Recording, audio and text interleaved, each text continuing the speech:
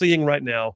How are people responding to the big beautiful bill? What do they think about Musk? About the America Party? We're gonna break down current trends and all of it with John Rogers from Signal Analytics. And then I still got a triple dipper, so hit it, man. The Triple Dipper. 3 stories you've got to know. That's right, the Triple Dipper, 3 stories, 3 themes, if you will, that you got to know as we run today's show. First out the gate, by the numbers, in conjunction with our conversation with John Rogers from Signal Analytics. We're going to talk about the numbers. And I don't mean just like polls, like what kind of numbers were in the big beautiful bill? What kind of things impact your taxes? What are people thinking about Musk in general? What are we talking about when it comes to the number of people who care about this, that, or the other?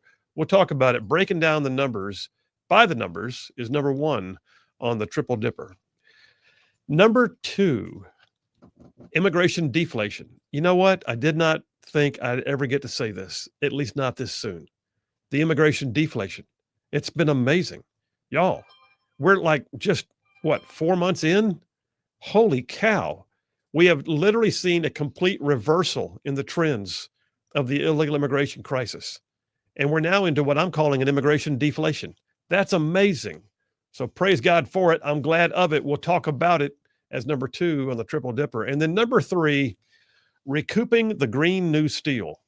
Yeah, that's what I call it, the green new steel. We're recouping it now. We're getting it back. We're fixing it. We're wiping parts of it out. We're changing the way it works. We're basically underscoring the fact that this is not going to be a nation that tries to subsidize whole sectors of industry. It's time for the free market to get a hand again. And yeah, we're going to talk about recouping the green new steel. That's number 3 on the Triple Dipper. All right, well, let me jump on into today's Rightside Way opening monologue. I'll remind you guys that, as always, attorney Stan McDonald, partner at the law firm of Wilmer and Lee. Stan McDonald is a daily sponsor of the Rightside Way monologue, and I'll tell you more about Stan here in just a few minutes. So I got to tell you, this conversation we had the other day in studio kind of inspired today's monologue. You may know, if you actually see it, when you see the title, it's called "It's Better to Burn Out Than to Fade Away." Oh, if you remember the conversation, you know where I'm heading now. It's better to burn out than to fade away. Look, I'm inspired by real people who do amazing things, especially when those real people do those amazing things despite all the odds being against them. Look, I don't know your particular situation, but I feel certain that almost everybody that can hear my voice has had something in your life that seemed to bring your dreams or your hopes or your possibilities to a halt. And then you were faced with that moment in time when you had to make a choice. Do I continue on in spite of the setbacks, or do I stop now or take my losses and just call it done? Only you can determine the answer to that question. But I do know this: there is nothing new under the sun. We are told in 1 Corinthians 10:13, there is no such thing as a temptation that you're enduring that someone else hasn't already endured, and that God will give us the strength to endure and overcome those situations. Now, that verse is specifically related to temptation, but I believe that it's also accurate to say that disappointments are also nothing new. There's no such thing as a setback or a trial or a disappointment that somebody else hasn't already lived through. Let me tell you about one guy who overcame something and did things that everyone said could not be done. So yeah, like I mentioned a moment ago, recently JP and I were talking here in the studio about classic rock, and I'm proud to say that JP has good taste in music. But somewhere in the conversation, I asked a trivia question about one of the most unusual bands, one of the most successful bands in all of classic rock. One of the most successful bands, perhaps of all time. And if you get down to it, perhaps one of the most inspiring bands in all of classic rock. So I'm a kid of the 80s, right? I'm a kid of the 80s. And as you might imagine, soft rock was never my thing. Soft rock, that was good for slow dances at homecoming dances and stuff. Generally speaking, when I drove my 68 Mustang around Huntsville in the early 80s, I was listening to things like Boston and Journey and Styx and Bad Company. And when I was really getting pumped up for something or feeling my oats just a little bit, I cranked up some Def Leppard. Now, regardless of how you feel about rock music in general, and especially Def Leppard, you need to know the story of their drummer, a guy named Rick Allen. So Rick Allen was apparently a drum prodigy. He was playing gigs in Sheffield, England when he was 13. And at 14 years old, his mom answered a want ad for him for some unknown upcoming band looking for a new drummer. And that band was called Def Leppard. So Rick Allen auditioned and he joined the band on his 15th birthday, believe it or not. 15. He joined the band on his 15th birthday. He dropped out of school to pursue a career then as a rock drummer. By the time he was 16, he was playing major gigs and opening for AC/DC. The world was his oyster. The first two albums, met with some success, but in 1983, they released an album called Pyromania. Had two singles that hit the top of the charts, and the album itself just went platinum. So at 20 years old, Rick Allen and the rest of the band had hit the big time. And Rick pursued his dream, and he bought a brand new Corvette. Big doings, y'all. He's living the dream, and he buys the red Corvette, and he's driving it around England. Not a common car over there. But the very next year, Rick and his girlfriend, they were driving the Corvette along country roads in England, and another car came racing alongside them and actually ran them off the road. They both survived the accident. His girlfriend had to be cut out of the wreckage. But when Rick Allen came to, he found himself standing out in the field a short distance away from the car, and he was missing his left arm. Doctors tried to reattach the arm, and they were nearly successful, but then gangrene set in, and they had to remove it again at the shoulder. Now, you can imagine what the band was thinking. And I will tell you that despite everything you might think of the younger generation sometimes, well, look, suddenly they get fame and fortune. Yeah, but they still didn't forget their guy. In their words, Rick is in the band until he isn't. Well, so what about Rick? I mean, you can imagine. He's devastated. His whole career depended upon having two arms, two hands, the ability to wield two drumsticks. It wasn't like he was a computer programmer or an accountant or somebody who writes or speaks for a living. He was a drummer. No one had ever heard of a one-armed drummer. Well, his general recovery went well. He had to relearn everything, all of his life skills, for everything from tying his shoes to brushing his teeth. All of it had to be relearned. But what about drums? He told the band to start practicing, but not to count him out. They were dubious, but they were like a bunch of brothers, so they indulged him. He was told that he would be in the hospital for 6 months. He was out in 30 days. He was told he would need time to rest and recuperate, but 2 weeks after he was discharged from the hospital, he flew out to meet the band to work on their new album. But he wasn't playing with the band yet. He was in a separate studio down the way with the door shut, practicing for hours on a drum set unlike any before. You see, a friend had told him that new technology existed, and he had checked it out. And the designers at a company called the Simmons Drum Company, they met with him. And after taking down all of his thoughts and his dreams and his requests, the Simmons Drum Company engineered and built an electronic drum set that had multiple pedals. And those pedals created like an intricate amount of footwork. I mean, pedals had to go in sequence to make the drums come alive, and combined with his one good arm still going, it actually had the potential to actually sound right. Because I say potential because it was still only a concept. But yeah, it had the potential to make a full drum sound. Those pedals were all laid out for his feet in a row. It's almost like Rick Allen was going to be dancing while he played the drums all at the same time, if he could master the incredibly intricate sequences. These drums, by the way, I watched a video on them. These drums have to be reprogrammed almost for every song because it changes the pitch based on how he does it. And he has to actually learn every song the same way he would when he was drumming with his hands, but now he's dancing with his feet. Well, Allen stayed locked away in his studio for 3 weeks. He'd come out to have meals with the band. He'd go right back to it. One of his bandmates said he'd been in there just playing and playing. He wanted to make all the mistakes on his own. But then he called us in one day. He said, "Listen to this." And he played the song "When the Levee Breaks." And he said, we all ended up crying. And from that moment on, his band members said, we all began to believe. Well, the rest is history. Def Leppard, with Rick Allen as their one-armed drummer, went on to achieve levels unlike any band before. With 2 of their albums reaching diamond status with sales of over 10 million, they are one of only 5 bands to ever reach a double diamond. The only others who made it were the Beatles, Led Zeppelin, Pink Floyd, and Van Halen. In 2019, Def Leppard was inducted into the Rock and Roll Hall of Fame, all of it with a one-armed drummer who many said would never play again. Rick Allen could have quit. He could have accepted that his career was over and nobody would have blamed him. It would have made sense to retire. I mean, after all, who ever heard of a guy with one arm playing drums in a rock band? Rick Allen still plays with the band today at 61 years old. He and his wife, they actually formed a nonprofit called the Raven Drum Foundation in 2001, whose primary focus has been on helping military amputees in their recovery by giving them drums as part of the focus. And Rick hasn't led a stellar life. He'll be the first to acknowledge that. He had to go to counseling early on. He got into substance abuse, but he's been an overcomer. He's also been an inspiration at the same time. On his own website, Rick Allen said, surviving a car accident and losing my arm could have destroyed my life. Instead, it led me on an unexpected path of finding my deepest strengths. It's a pretty amazing story. A dream shattered, but then the same dream realized. The difference was he didn't quit. My pastor said recently, and I agree, if we don't quit, we win. One of the most famous quotes from Coach Bear Bryant was when he said, never quit. He said, it's the easiest cop-out in the world. You set a goal, you don't quit till you attain it. He said, you set another goal and you don't quit until you reach it. You never quit. So I don't know your situation. I don't. Everybody's got their own thing, right? Life can be hard. It can be very hard. It can be brutal even. And I don't know your personal story. You may have had times when it made perfect sense to quit. Who would question it, right? But somewhere in there, maybe that grit, that resolve, that understanding that God is so, so big and that nothing is new in this world. Someone somewhere has already gone through what you're going through or worse.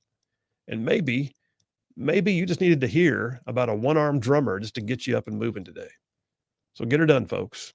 And that's a wrap for the Right Side Way. Yep, I felt it was time for one of those. Just one of those days where I had to tell you a story that I felt like was worthy of being passed on to others. A story that I hope inspires some of you to realize if we don't quit, we win. Bill Williams, Right Side Radio. Y'all stay tuned. We'll be right back.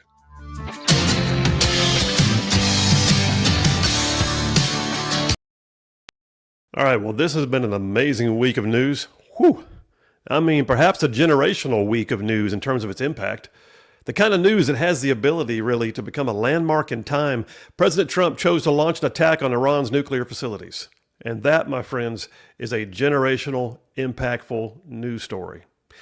Look, steady hands, keen eyes, a strong concentration, those are what's needed to thread a tiny needle with a tiny piece of thread. But try threading a needle in the midst of stormy winds. And that, my friends, is the essence of diplomacy. And then you throw in a rogue nuclear state, and now you are really threading a needle in high winds. So yeah, in the middle of everything, social media is as a buzz right now. Discussions of war, influencers are influencing, politicians are politicking, so-called neocons are calling for military intervention, isolationists are claiming there's never a just cause for war. Somewhere in the middle, though, are the actual decision makers, the ones who bear the burden of threading the needle. In the end, though, I'll be honest with you, it's the pundits and politicos that are not the ones that history will judge. They're not. It's the decision makers. Toward the end of the 19th century, Alfred Nobel, he was shocked to read his own obituary in the newspaper. Can you imagine? He woke up one morning, was reading the paper, and it said that he had died. He's reading it. It said, "The merchant of death is dead. Alfred Nobel, the inventor of dynamite, who died yesterday, devised a way for more people to be killed in a war than ever before, and he died a very rich man." Well, it was actually Alfred's older brother who had died, but the paper's error had a dramatic impact on Nobel himself. He went on to say later, he said, "Every man ought to have a chance to correct his epitaph in midstream and write a new one." Nobel said also, that moment became the inspiration for his Nobel Prize. So yeah, Alfred Nobel, he determined to thread the needle. He could not control that what he intended for good might also cause harm.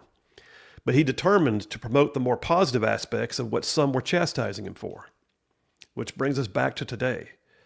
President Trump right now is in the unenviable position of threading the diplomacy needle in storm winds. He has made very clear for over a decade he will not abide a nuclear Iran. He's made equally clear he has a great distaste for protracted war. And I'll be honest with you, America is jaded with war.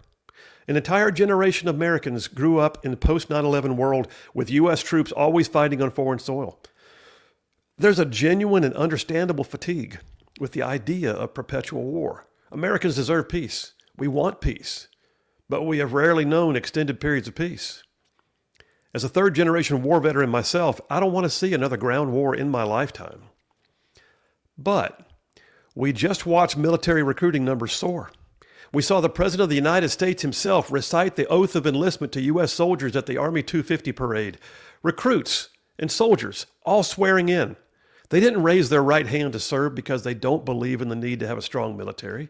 And Americans also know, by the way, that strength of arms is the most capable means of deterrence, but it is also sometimes a hammer that has to strike. If the storm winds are blowing, then you got to do what you got to do. The storm needle is being threaded right now by President Trump. It's the same storm needle that's been threaded by every president since George Washington. But like I said, though, this is the kind of news we're seeing that creates a landmark in time, the kind that actually has the ability to turn the course of world events in a different direction. So let's talk about it in a little bit here. Let's talk about the what, and then I'll talk about the why. The what is called Operation Midnight Hammer. In sports terms, Operation Midnight Hammer would be a blowout victory.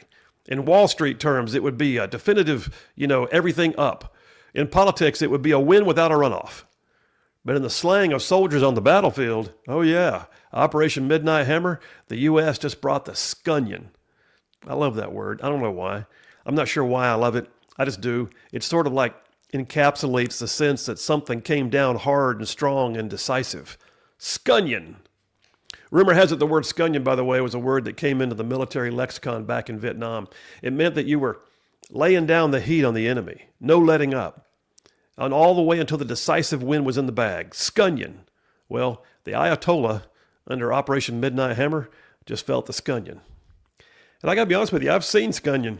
I sat on my fob once in central Baghdad back during the first Shia uprising in 2004, watching a Spectre gunship just raining down fire and brimstone on the north side of an area called Sadr City. It was nighttime. We could hear Spectre overhead, but we could only see him with night vision. We literally got out lawn chairs, no kidding, got out lawn chairs and night vision goggles, and we watched as the heat rained down in the form of 25 millimeter Gatling guns, 40 millimeter Bofors repeating cannons, and a 105 millimeter howitzer, just bringing overwhelming precision fire from way up in the nosebleed sections. I don't know what they were targeting, but whatever it was, it didn't stand a chance. It was a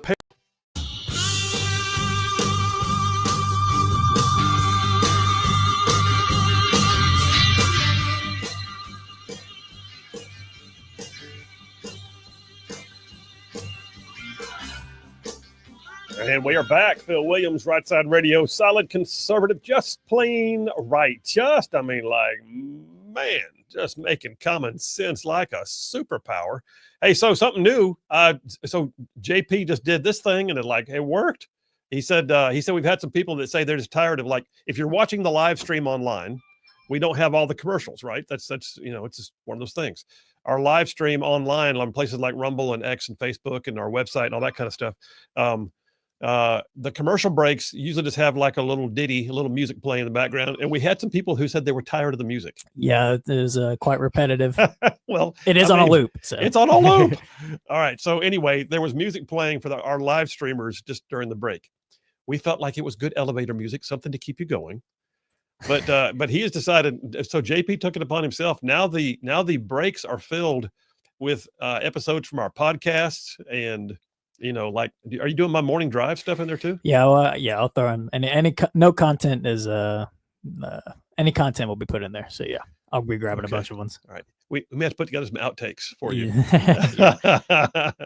Anyway, good job, man.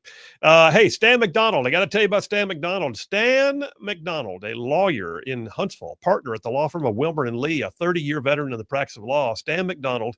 Listen, he's not only a good lawyer. I know him personally. I can say that. He's not only a good lawyer, he's also, oh, by the way, been an OG ruffian from way back. He's been in the trenches fighting it out on conservative policies and politics for years, things that ruffians care about, right? But I will tell you this, attorney Stan McDonald has also represented his clients in literally thousands of real estate transactions over the years. He knows how to represent you in any local, state, or federal court. I say it often, that if Stan McDonald's on your side, you're going to have no greater friend. Likewise, your adversaries would have no greater foe. So that being said, here's how you get in touch with him. You ready? Stan McDonald. The law firm is Wilmer and Lee.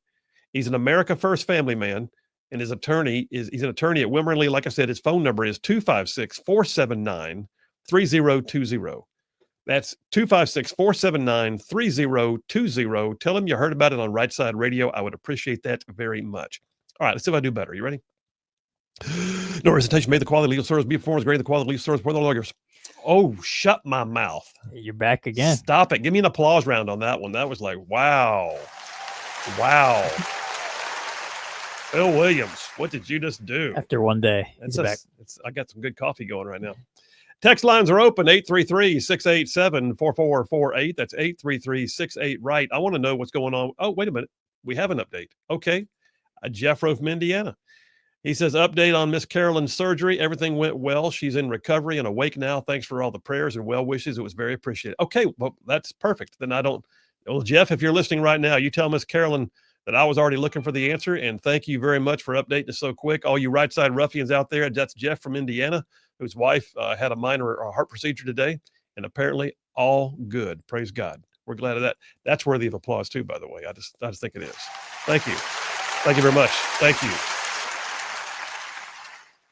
John from Huntsville says, Phil, awesome monologue, and I think the YouTube commercial break was equally as awesome. Hey, said also, I want to let you know the best music of all time is country music. I'm not going to argue. I like me some country once in a while. Oh, yeah, of course. My playlist has got some Kenny Chesney. I reach back and I'll find some old George Strait, and I like I like Alabama especially. Hey, if good music is good music, no matter the genre. Can I quote you on that? Sure. Good music is just good music. It's that simple. Okay. Dave from Capshaw says, JP, good job with the break video. Thank you. You had a comment over there on YouTube. What'd you have? Oh, we got a YouTube comment. He said, man, I'm getting back on the horse after not drawing much for years. He said he needed to hear this story, motivation. Talk about the monologue. Oh, cool. Outstanding. Who's that? This guy's Horarang the Boomerang on YouTube. However you say that. Yeah. Okay. Good enough. All right. Listen, more to come. We got text lines open, 833-687-4448. We're going to jump on into the numbers here momentarily. Phil Williams, Right Side Radio. Y'all stay tuned. We'll be right back. There's Operation Gothic Serpent, which is heading into Somalia. Became known as the Battle of Mogadishu. A lot of your book, of course, and rightfully so, is focused on that mission. I want to dive into that for a bit. Because that's the one. I mean, your situation in the Battle of Mogadishu took you out of running in obscurity in terms of your personal name, and thrust you into the eyes of the entire world. And I remember that. I remember when that happened. It was amazing to see it. But for those who don't recall, Operation Gothic Serpent. The intro into Mogadishu for the United States actually started under George H.W. Bush. Correct. But it transitioned in early 93 when Clinton took office. Correct. So you were there during Clinton's era, correct? Yes. All right. So Clinton took office in January 93. Task Force Ranger is the name of the U.S. presence, I guess, at the airfield there. And then in October, was it October 3rd, I think? October 3rd, 93. Launched what many people just refer to as Black Hawk Down, because that's the book and the movie, and I guess code word Irene was what launched the mission, right? It was. Which my secretary downstairs at the law firm, her name is Irene. I Oh, told her really? one day, I said, I don't know if you're aware of the use of your name in modern pop culture, and she went, I've never heard that. So anyway, And actually, that's my character that says it in the movie. that is your character, yeah. And I want to talk about the movie and all that too at some point, just to get your thoughts on it. But Rangers have the mission of going in and securing some high-value targets, or securing the scene so that Delta can secure the high-value targets. You're part of the flight in. Who were you bringing in, by the way? So I was the flight lead, which means I'm responsible for my whole flight of aircraft of the Ranger blocking force. So it's basically split into two pieces. We had the assault force, which is where the Delta guys are. They're primarily on little birds. Yeah. And they're going to go in first because they want the element of surprise. They want to be, busting doors down before, with limited amount of time to react, right? If you put the blocking force in first, then you bring the assault force in, the bad guys have a little bit more time to react. So they're going in first. We're right behind them. So as soon as their birds pull out, we're moving in.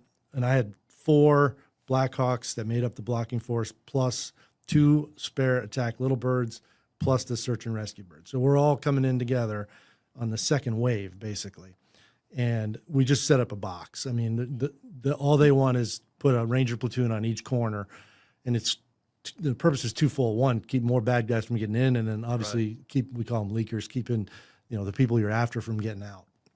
And that all went pretty smoothly, even though we'd done it 6 times before. This was the 7th mission. Right. And, we had tremendous success. We had captured, I think, 27 people on a list of 50, taken no casualties of any significance. It didn't lose any birds. I mean, it was all going pretty well. There were 3-day missions and 3-night missions leading up to that. And this 7th mission is a day mission, which created some risk factors that we knew about, but, not my call. Part of the job. But yeah, the commander makes the call. Right. They're within tolerance, I guess you could say, and when we go, and then all hell broke loose. Yeah, it got crazy on the ground pretty quick, didn't it? It did. I know we had one ranger injured on the fast rope end, and that created a scene. And then I guess the all call went out, and it seemed like everybody in Mogadishu had an AK-47, and they all ran to the scene. And that was their strategy, which we found out later. They actually had set up a system where once they knew where we were hitting the target, and again, they learned this over time, right? When I talk about this, I try to compare it to sports, right? If you keep running the same play, the defense is going to adapt to that play, right? They understand, okay, this formation means this is what they're going to do, so here's how we counter that. It works the same way in the military. And so having done it 6 times, they obviously understood, okay, the helicopter. Hey, all you Rightside ruffians out there, you are listening to Rightside Radio, solid conservative, just plain right.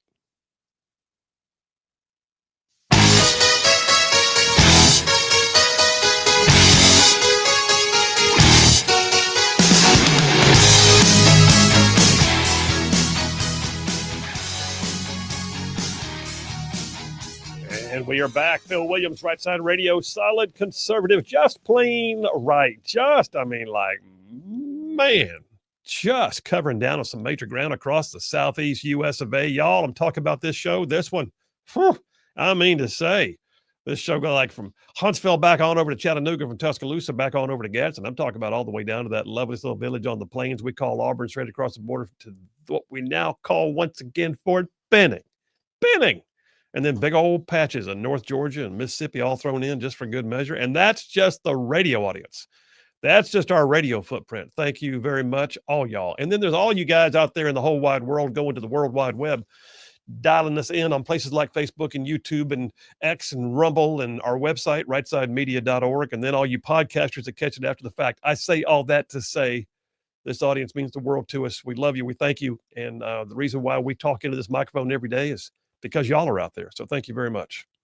Allie from Athens checking in says, if we don't quit, we win. Amen and amen, Colonel. Thank you, my friend, Allie. Stephen from Athens says, Phil, I know you can't watch this short video. Well, you're right. But now, have you ever seen Uncommon Valor with Gene? Are you kidding me? One of my favorite movies of all time. Uncommon Valor with Gene Hackman, Patrick Swayze. I mean, listen, are you looking it up right now? Because you need to. Robert Stack. I mean, this is a great, listen, that's a movie. That's legit. I think anything with Gene Hackman is a movie. That's true. That's true. Gene Hackman was Rest the in man. peace. Rest in peace. Cameron from Decatur says, hey, I hope that you will ask your listeners to please lift up my grown son, Christian, in their prayers. God knows the need. Well, Lord bless him. And Cameron, thanks for making us aware. In the name of Jesus. TL from Huntsville says, JP, thumbs up on the live stream commercial break clips. Great addition. Whoop, whoop. Thank you. You need to give yourself I'm assigning you. Give yourself a whoop whoop right there. That's just worth it. All right, shout out to you. We're going to dive on into the numbers here in a moment. If you got any more comments on YouTube before I jump in. So several things out there that are numbers that I thought we need to talk about. This first dipper is called By the Numbers. It's not just polling. I thought it would be instructive for us to also pay attention. Numbers don't lie, right? I say numbers don't lie. The old axiom is that numbers don't lie, but I will tell you there are liars who will lie about numbers. How about that? You can quote me on that, by the way, put that on a bumper sticker, but yeah, so the numbers, what numbers do you care about in the big, beautiful bill? Well, there's some big spending numbers. I am bothered by it. I am bothered, me personally, if I had to say there's one piece I wish it wasn't there, I hated the idea of raising the spending cap. Now, I will go ahead and confirm that spending cap doesn't mean they spent the money. It's like putting more space on the credit card, like expanded the line of credit, if you will. But nonetheless, dang, y'all, We got to move this thing into a regular order. I'm gonna be calling things out if they don't start moving to regular order of business like they promised that they would. Right now, I get it, but nonetheless, there's a number I didn't like: $5 billion. I'm sorry, $5 trillion addition to the line of credit, if you will, available, and it's really not real. It's not. We are right now spending an inordinate amount just on the interest on the national debt. Do I think China's ever going to call it in? No, they're not, because it would be an act of war. But we still owe it, and we're going to make good on it, because if we don't, we lose our bond rating. We cause world markets to collapse. So the U.S. will continue to pay its debt. But I am for the idea of finding a way to pay off our debt, like bring it down. But there were some numbers in the big, beautiful bill, though, that I'd like. There's some numbers that I think you guys need to know, because they're out there. And I read through, I was telling JP, I didn't know this was in here.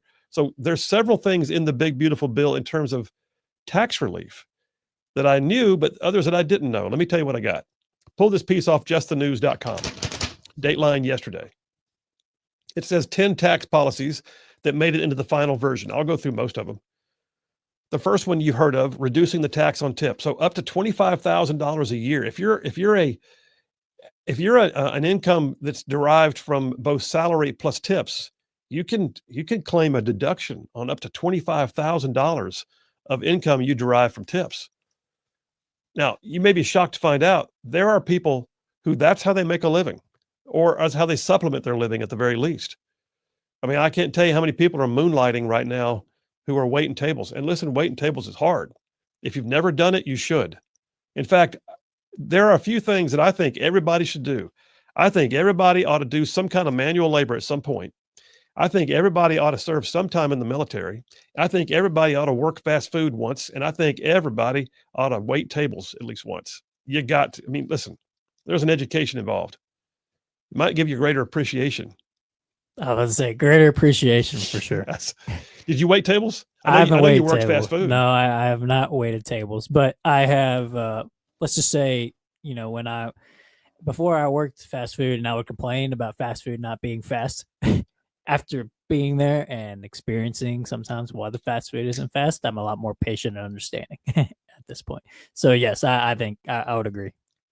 You worked at Chick-fil-A too, right? I did. And so did I. I worked at Chick-fil-A in the busiest part of Tuscaloosa in a college town where the sorority girls and the frat guys that would all decide to come at the same time, I guess. And it would get lined to the road quite frequently. So yes. I believe it. Now I'll be honest with you. I know that sounds busy, but I don't know that it'd be busier than when I worked Chick-fil-A at the old Parkway City Mall, when there was no food court and the only fast food in the mall at Christmas rush was Chick-fil-A. It's got to be busy. Yeah, the line go out the door of the restaurant and down the mall. and we just kept slinging chicken, man. Sling more chicken. Got it. The worst are the ones at the airport. I feel bad for those workers. I will say this. My daughter worked at Top of the River for a summer. Oh, that's got to be bad too. Oh, wow. So funny story.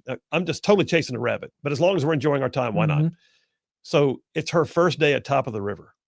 And she's going to be waiting tables if you've ever been to Top of the River, by the way, they have got them in Gunnersville and Gadsden and Anniston. Top of the River is like, it's catfish and cornbread and hush puppies and all of it. Great food. But Top of the River is also just incredibly crowded all the time. It's like nothing I've ever seen. People come from miles around to eat at Top of the River. So my daughter's going to be waiting tables at Top of the River, and she gets up that morning and she's got a headache. And she's supposed to report to work at like 11:30 for the lunch, run, or 11 o'clock. So at around 9 o'clock, she's like, "Mom, I got a headache."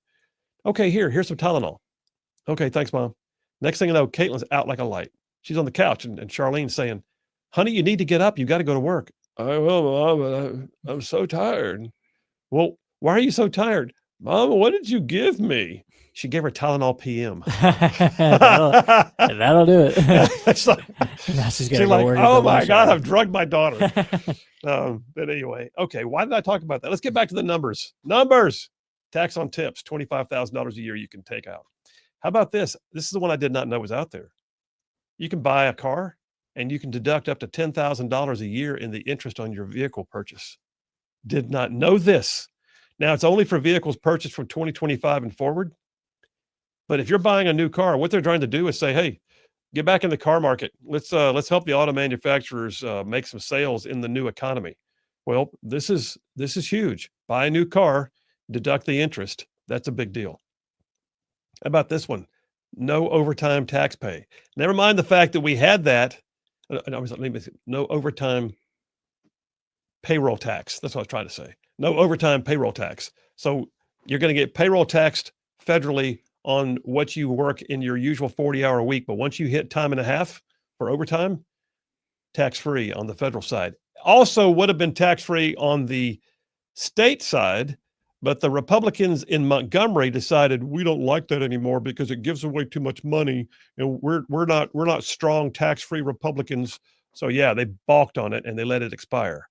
At the same exact time, I'm talking about within 2 weeks of each other, that the overtime tax bill was expiring in Alabama, the new tax bill in federal was passing in DC. Make that make sense. You can't. We're a red state, and here they just let that just basically cause a tax increase. Nonetheless, federal, you get a deduction.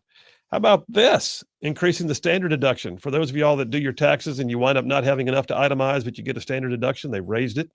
$15,750 now for individuals, $31,500 for married couples filing jointly. I like this. We are now seeing finally a deduction for seniors over 65 who were on low fixed incomes.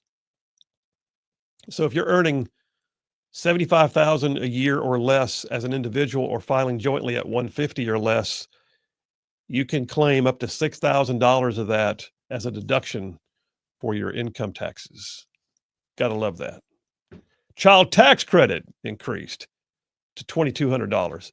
The SALT tax, okay, the SALT tax. The SALT tax, all that did was throw a bone to the Republicans in the big blue states. But nonetheless, it's there, and it's going to save some people some money. So, okay. There's a new thing in here I did not know was there. This is interesting. If you give a scholarship, like it basically has to be an approved organization, but if you give a donation to an organization that provides scholarships to students, and by the way, we have them in Alabama. They're called SGOs, Scholarship Granting Organizations. I helped pass the bill on that. We passed the Accountability Act in 2014 or 15, I believe. And that set up SGOs, Scholarship Granting Organizations.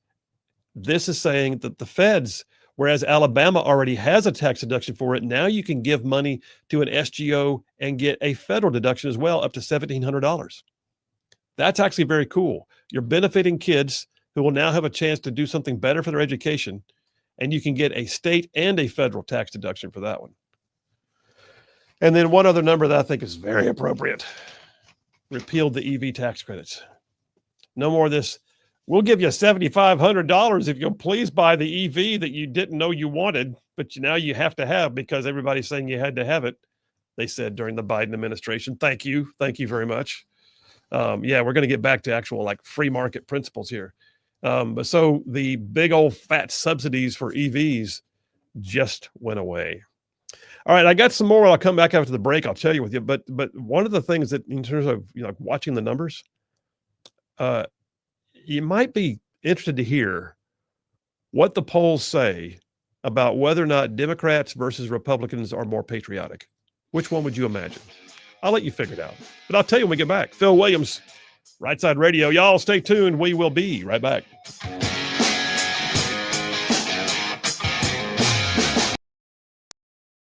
Go to a target. That's where, they're going to put people on the ground. They're going to try to apprehend folks. If we can pin them in there, then, we might have some chance of.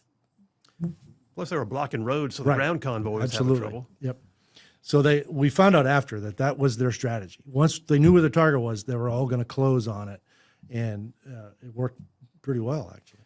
Well, the Blackhawks stayed on station. In fact, one thing I've never known is what was the purpose of y'all? If there's going to be a ground convoy for the exfil, what was the purpose of y'all remaining on station like you did? So we kept 2 attack Little Birds and 2 Blackhawks over the target for fire support. So the Little Birds, they've got miniguns and rockets, right?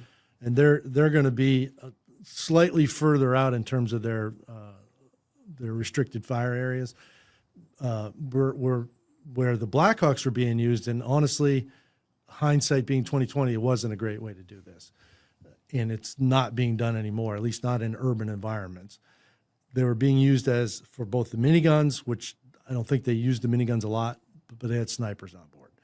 So it's a great stable platform for the shooter, but it's a 50-something foot long target for people on the ground that have weapons. Mm-hmm. And you can't fly fast, because if you're flying fast, your shooter can't hit anything. So the speed is less than what you would fly if you were, just trying to avoid fire. We're probably flying 50 knots, right? Which may seem fast to someone on the ground, but that's really slow for an aircraft. Mm-hmm. And it makes the aircraft much more vulnerable to ground fire. And how far above ground were you? Very low. I mean, the Blackhawks had to stay 150 feet and below. Okay. And the Little Birds, I think, were 300 feet and above, which worked out great. I mean, we'd done it, at that point, probably 50 times counting rehearsals, and never had any close calls in terms of mid-airs. Were you just flying racetracks? Yeah. Okay. Yeah, we had, when I was in Baghdad in 2004, I can remember being on a cordon and search mission in Sadr City area, and they had changed all the TTPs because the racetracks got predictable, apparently, for ground fire, and so they were flying figure eights, and they were also altitude changes, and they had gone through all kinds of machinations to try and make sure the bad guys on the ground didn't have a predictable means of assessing, where the flight was going to be. Right. Now, my flight, because I'm not one of these 4 aircraft over the target. I've already gone in, and I put my guys on the ground. But I took my flight north of the city for exactly what you're talking about. And one of the guys criticized me. He said, "Hey, we need to stay closer to the target so we can see what's going on." And I'm like, no, we're a contingency force at this point. I'm going north of the city where there's no threat, because if we're just doing circles up there, why would I want to be right here in the middle of this fight and put our entire flight at risk? And it was obviously the right decision to do what I decided to do. So I've got my flight, and I'm north of the city. Now, north of the city is not a long distance. It's probably a mile. Right. And we're up there orbiting, basically on standby. I mean, when you got assets like that, if you could keep them on hand as a ground force, keep them on hand, right? Because you never know when you might need some kind of helo support. And then I get called back in when the first Blackhawk gets shot down. Well, that's what I was going to say. So you were flying what, Super 6-4? Right. And Super 6-1, your friend Donovan, right? Right. So he's the first one to go down. And Cliff Walcott. Yeah, and Cliff Walcott. And then you were, I think you were directed in to replace him. Correct. Okay. Now, we didn't have a sniper on board. So we're going in simply to use our minigun down close to try to provide fire support for the guys on the ground. That's what our mission has now become, which that was not our mission prior to that. But again, you adapt and you do what needs to be done to try to help the force that you're supporting. And you've got a full crew? 4, yeah. 2 crew chiefs and 2 pilots. All right, so Super 6-1 is down. What do you remember about Super 6-1, hearing it over the air, and recognizing that one of them's already down? Yeah, I mean, I've always called myself an eternal optimist. It never in my wildest dreams would I have thought that Cliff and Donovan would be dead. I just assumed that, they took a round, they're going down, they're going to land the aircraft somewhere, we'll get them recovered, and we'll all go debrief this thing when this is over. But obviously now we've lost a bird, which is the first time that this happens for us. There had been another Blackhawk shot down by 10th Mountain Division previously with some fatalities, but it wasn't our unit. And it, I've always used the phrase "big sky, little bullet." You don't think it can necessarily happen to you until there's enough volume of fire where it's going to happen to you. And there's also a search and rescue bird shot down in the middle of all this that then heightens that even more.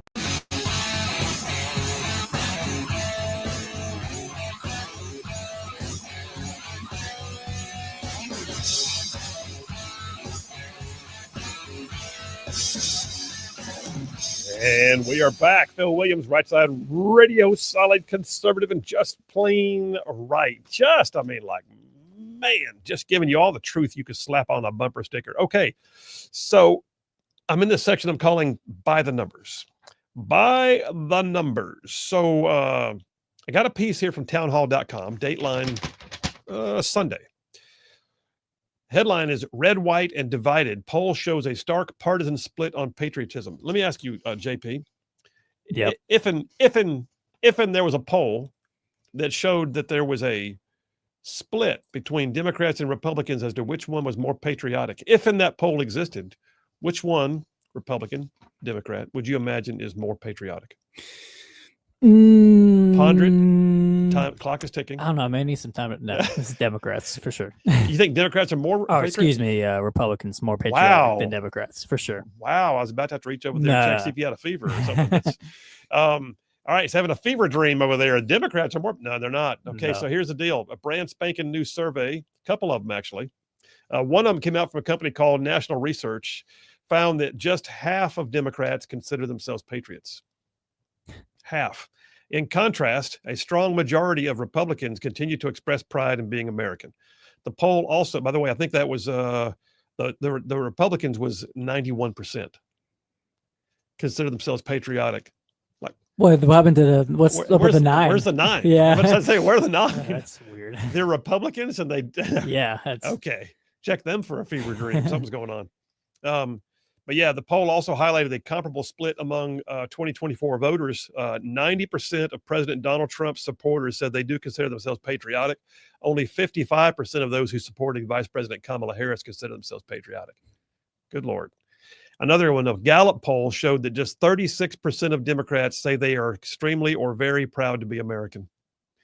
That's just, okay, so why are you here? Yeah. Well, that's like Republicans, we disagree. Like a lot of the people want to disagree about how to go about things. Maybe, we saw it with the big, beautiful bill, and we see it in with if we should intervene in the war with Iran or whatever.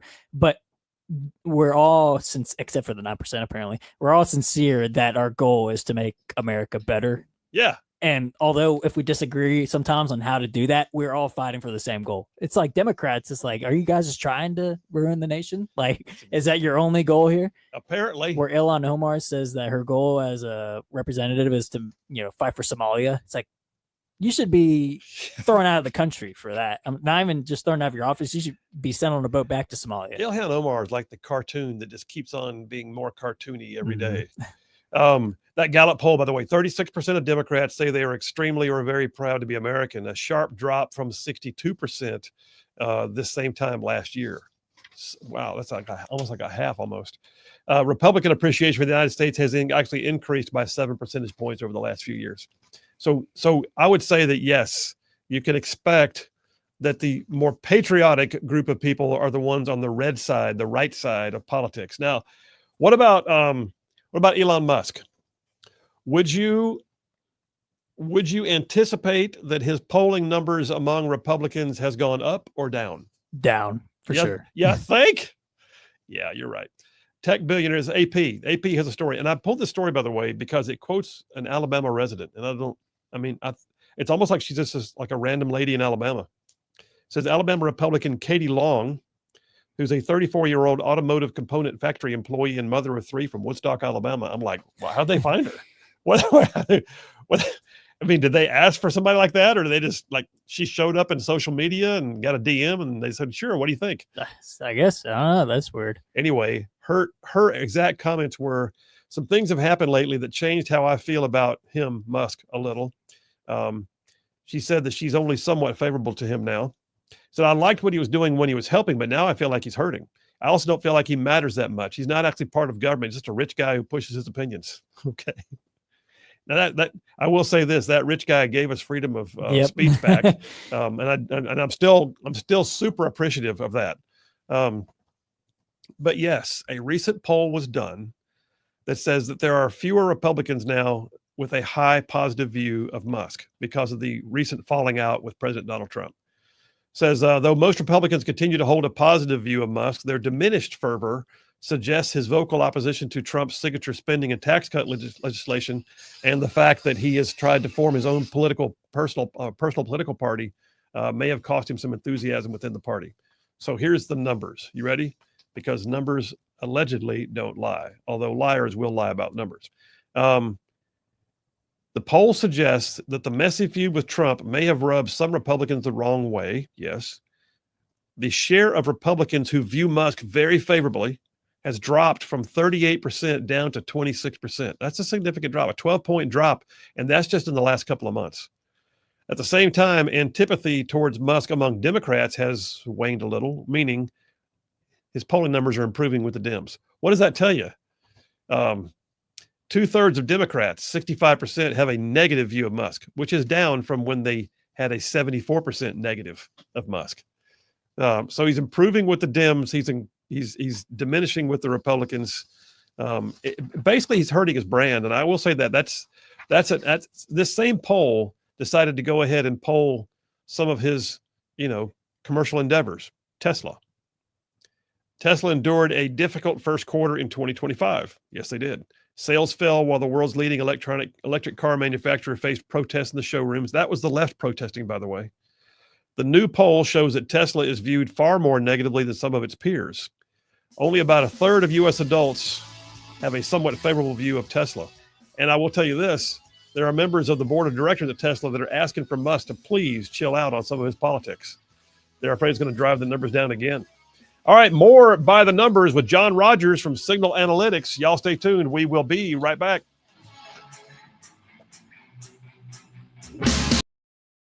Philosophical right off the bat. So having said all that, those things, like on paper, I see it all. But how do you want to be remembered? Yeah, no, I mean, the only thing that you should be remembered as is who are you in the person of Jesus Christ, because that's the only thing that lasts, right? Now, if I die right now, I'm going to be attached. I'm going to have a lasting impact, even in my death, on my wife and my girls. Possibly some of the people in my sphere of influence, possibly some of the guys in the SEAL teams I work with or in business or whatever. I might have a lasting impact. But oftentimes that lasting impact is not so much, it's not so much who you are here physically. Does that make sense? Yeah.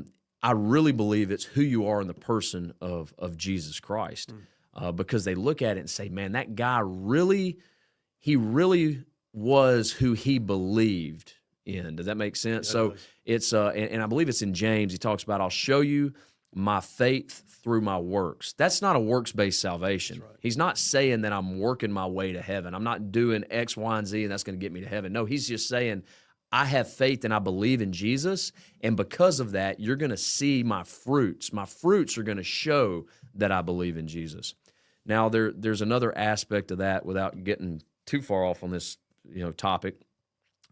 You hear a lot of people say, oh, I let people see who Jesus is through how I live my life, right? That's what, I don't necessarily tell everybody about Jesus, but they get to see who Jesus is through how I live my life. Well, that's not good either, because Paul says, how will they hear if they don't have a preacher to preach? So there's two aspects to that. There's one, what I say, right? Scripture says a freshwater spring doesn't produce salt water. What I say is unbelievably important. But then once I say it, it's my actions that back it up. It's words, then action. And we see that with God. John chapter 1, in the beginning was the Word, right? Wasn't in the beginning was the action, was the creation. No, in the beginning was the Word was God, the Word was with God. And then all was made through him and by him, and without him, nothing was made. We see that in John chapter 1. First was the Word, what he spoke, what we speak. Then second is the actions that back up what we speak. And ultimately see in John chapter 4 or John chapter 1 verse 14, the Word became flesh and dwelt among men, right? And we see that in Isaiah. He says, I was amazed. God was amazed that there was none who could stand before him. He's talking about when he was drawing the plan to create the world. None could intercede for man, so he said, I'll take up my own strong arm of salvation. So God says, I'm going to make a world where sin is possible. I'm not going to make them sin, but I'm going to give them the option. And guess what? I know they're going to choose sin. And there's none that are going to be able to stand before him, but I'm going to make a way out of sin, and it's going to be through me. That's what God says, and that's who we should be. That's so 1 the lasting 10:13. That's right. So that's a lasting impact. The lasting impact is when I die, when I'm gone, when anybody looks, was Jared Hudson, was his actions, how he raised his kids, the husband he was to his wife, how he was to his friends, the guys he went to war with, the guys that he worked with here, stateside law enforcement. Did his actions match the words that he said? And those are the two important things. So when I'm remembered, I want to be remembered as a guy whose actions matched my words, because ultimately that should, as a Christian, that should give not honor and glory to me, that gives honor and glory to God. That guy really was who he believed in. I think that's awesome. And let me ask you this, because I'm going to chase a rabbit for a minute. I just heard probably 5 times in the last couple of minutes you quoting scripture. So like me Loosely quoting scripture. Okay, it wasn't too awful of a paraphrase, but most of it was pretty accurate. Yeah. And also when you said that, it would click verses in my mind that I think I responded back a minute ago, 1 Corinthians 10:13. Yeah. So I'm a firm believer in memorizing scripture. My personal, I call it my life verse, is Joshua 1:8-9. And it says, "This book of the law shall not depart from you. You shall meditate on it day and night, so that you may do what is written in it, and by this achieve prosperity and success." So let me ask you this. Is the memorization of scripture something that's happened just because it was ingrained over time, or do you have a deliberate attempt on a regular basis to put it to memory? Man, I just read it, if I'm being honest. And it sticks? Yeah, just read it. What'd you say? Does it just stick? I mean, when you read it, does it stay? stick? Yeah, or do you intentionally try to memorize it? No, I don't intentionally try to memorize it. It's just I think it's just the natural outcome of of reading the word. You can, and when I was a kid, we did Awanas. I think it was with my dad. Yes, we did Awanas. Not far from here. Rainbow City First Baptist, right up the road here. And so we would memorize verses as a kid that would stick. And having a dad that was a pastor, my parents they never forced us to do anything, but we would read scripture, and we'd read it as a family. And I think all my brothers and sisters do the same thing. We spend time in our Bible. It's a part of our life because it was ingrained into us at a young age. Yeah. Proverbs says, train up a child in the way they'll go, and when they're old, they won't depart from it. And so I think there's an aspect of that to whoever I see it with my daughters, with my girls. We'll do memory verses, and we'll read stories, and we'll do Bible stories at night before they go to bed. So I do believe that's important. However, my parents' faith is not my faith. My parents' faith is not what's going to get me into heaven. Perfect. My dad's faith wasn't my mom's faith. My mom's faith wasn't her kid's faith. So we have our own faith in the person of Jesus Christ. So I do believe that you can't always lean on your mom and dad if they were Christians or if they were not Christians. You're going to answer for what you do. And what does that mean? When I say what you do, how do I transact with the person of Jesus Christ? Faith is not a work. I can have faith in the person of Jesus Christ and accept what he's done for me on the cross, or I can do what Pilate does, wash my hands and believe the lie that I'm innocent of this man's blood. So there is an aspect of you that is involved. Does that make sense? There is. Now, me being involved for just who I am, and everybody's different. Some people might write it down. Some people might memorize it. I would go on deployments, and I would just write because I could memorize better writing. I'd start in Genesis you're on a 6-month deployment to Afghanistan. If we weren't opping, we're watching movies. I can quote movies and all that, and my wife drives her crazy. How do you know these movies? I mean, we watch tons of movies on deployment. And I would write just word for word, just what I was reading in my Bible. My granddaddy told me, he said, hey, read a Proverbs a day and it will make you wise. And I gave him, before one deployment, I gave him a Bible I had when I was in high school. I think the only thing I ever read was Proverbs. I'd read Proverbs a day and I would annotate it. And I gave it to him, and literally it was all marked up. And I said, I read a Proverbs a day. And he told me, he said, well, that's good, son, but I didn't mean only read Proverbs. You ought to read the rest of the Bible as well. So there's that aspect too. We pick the things that we like. Who just said solid, conservative, and just plain right. Well, welcome to hour number 2 on a Taco Tuesday, because, it's always about the food. Taco Tuesday. Well, listen, I've been in this segment I called By the Numbers, and I gave you some things that I'm seeing out there, just gathering up some resources of my own. But there's somebody out there in my sphere that I've known for a few years. He's an amazing guy. We've had a chance to work together in state politics. He's now on staff with Signal Analytics out of D.C., a national polling firm that does amazing things. And I called him or texted him last night and said, hey, John, could you go ahead and make time for us again today? Give us the update. Where do you see the numbers? So my friend John Rogers, a pollster with Signal Analytics, is on the phone right now. John Rogers, how you doing? Phil, doing great. Great to be back on with you. Hope you had a great July 4th weekend. We did, man. We did. And oh, by the way, I'm going to say it in front of all the audience right now. Congratulations, new daddy. Thank you. Thank you. My wife and I just welcomed our first, a beautiful baby girl, and she is keeping us up late at night on some nights, but it's been a lot of fun the last couple of weeks. Yeah. So right now the polling numbers for you are, what time is it this time? Oh, it's 2 a.m. this time. Oh, it's 3 a.m. this time. That's exactly right. Yeah. Well, listen, man, break it down for me. You guys at Signal, y'all do amazing work. And I know you poll on your own and you poll for clients, but then you also wind up just gathering data. What are you seeing out there? Give me some rundowns on some things that sort of tell where the mood of the populace is right now. Yeah, well, obviously, the one big beautiful bill, as President Trump styled it, passed, and it did pass by the July 4th deadline, which a lot of people in D.C. didn't think that was going to happen. But Speaker Mike Johnson did a really phenomenal job in ushering it through his House, and then the Senate made some changes, sent it back, and the House was able to pass it. And then obviously President Trump met the deadline that he had set for that bill. And Democrats are going around and saying that they think this gives them a great opportunity in the midterms. But I really don't think that is the case. In polling that we've done over the last month, there are a lot of aspects of the bill that poll quite well when you look at the individual parts. So if you look at eliminating the federal taxes on tips and overtime pay, 72% of voters support that. When you look at increasing the standard tax deduction, 74% of voters support that. Only 18% of voters oppose that.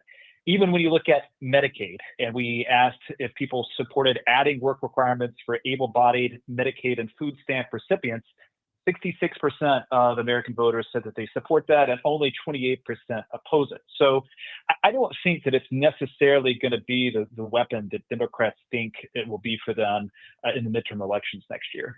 Well, and that's my sense of it too, and I'm glad to hear you say that because the last thing I want to do is see the slim majority go away halfway through the first 4 years of recouping.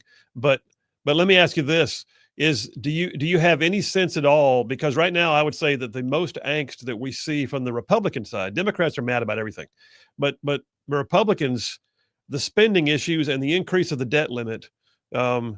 I mean, it gives me pause too. I mean, I have a bit of a beef with that. I also kind of got stuck with the idea that I knew that I had to sort of absorb that in order to get to the other good things in the bill. But is that spending piece strong enough in the anti-bill sentiment to override the good stuff? So I don't think so is the kind of the short answer. And the reason for this is that I think right now voters see both parties as not being particularly concerned with the debt. The debt has gone up under Democratic administrations really fast, but it's also gone up under Republican administrations. And so I think in a way, for a lot of voters, it's sort of almost a pox in both houses, or a frustration that it seems like we can't do a lot of things to address the long-term debt.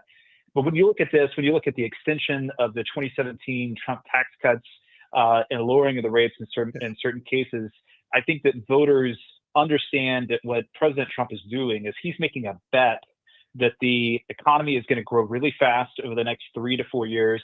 Productivity is going to continue to rise, and that will be the thing that allows the federal government to be able to address some of the debt concerns and actually have a faster economy across the board.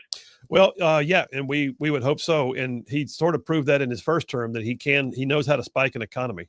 And if we can see interest rates come down, if the Fed actually begins to actually work with the rest of us, then maybe we can actually see all that come together.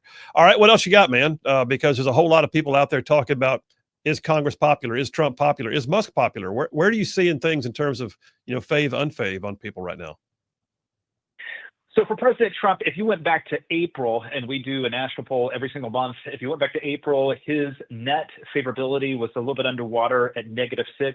It's been underwater for the last 6 to 7 years. I mean, he's a polarizing guy, right? But it's been stable. It was -6 in April. If you went back to last month, it was at -5. And then here in the poll in July that we just finished up, it's at -5 again. And so people know who Donald Trump is. They have their opinions pretty well formed about him. When you look at some other people, some other political figures across the aisle, J.D. Vance is at 45% fave, 48% unfave. Wow.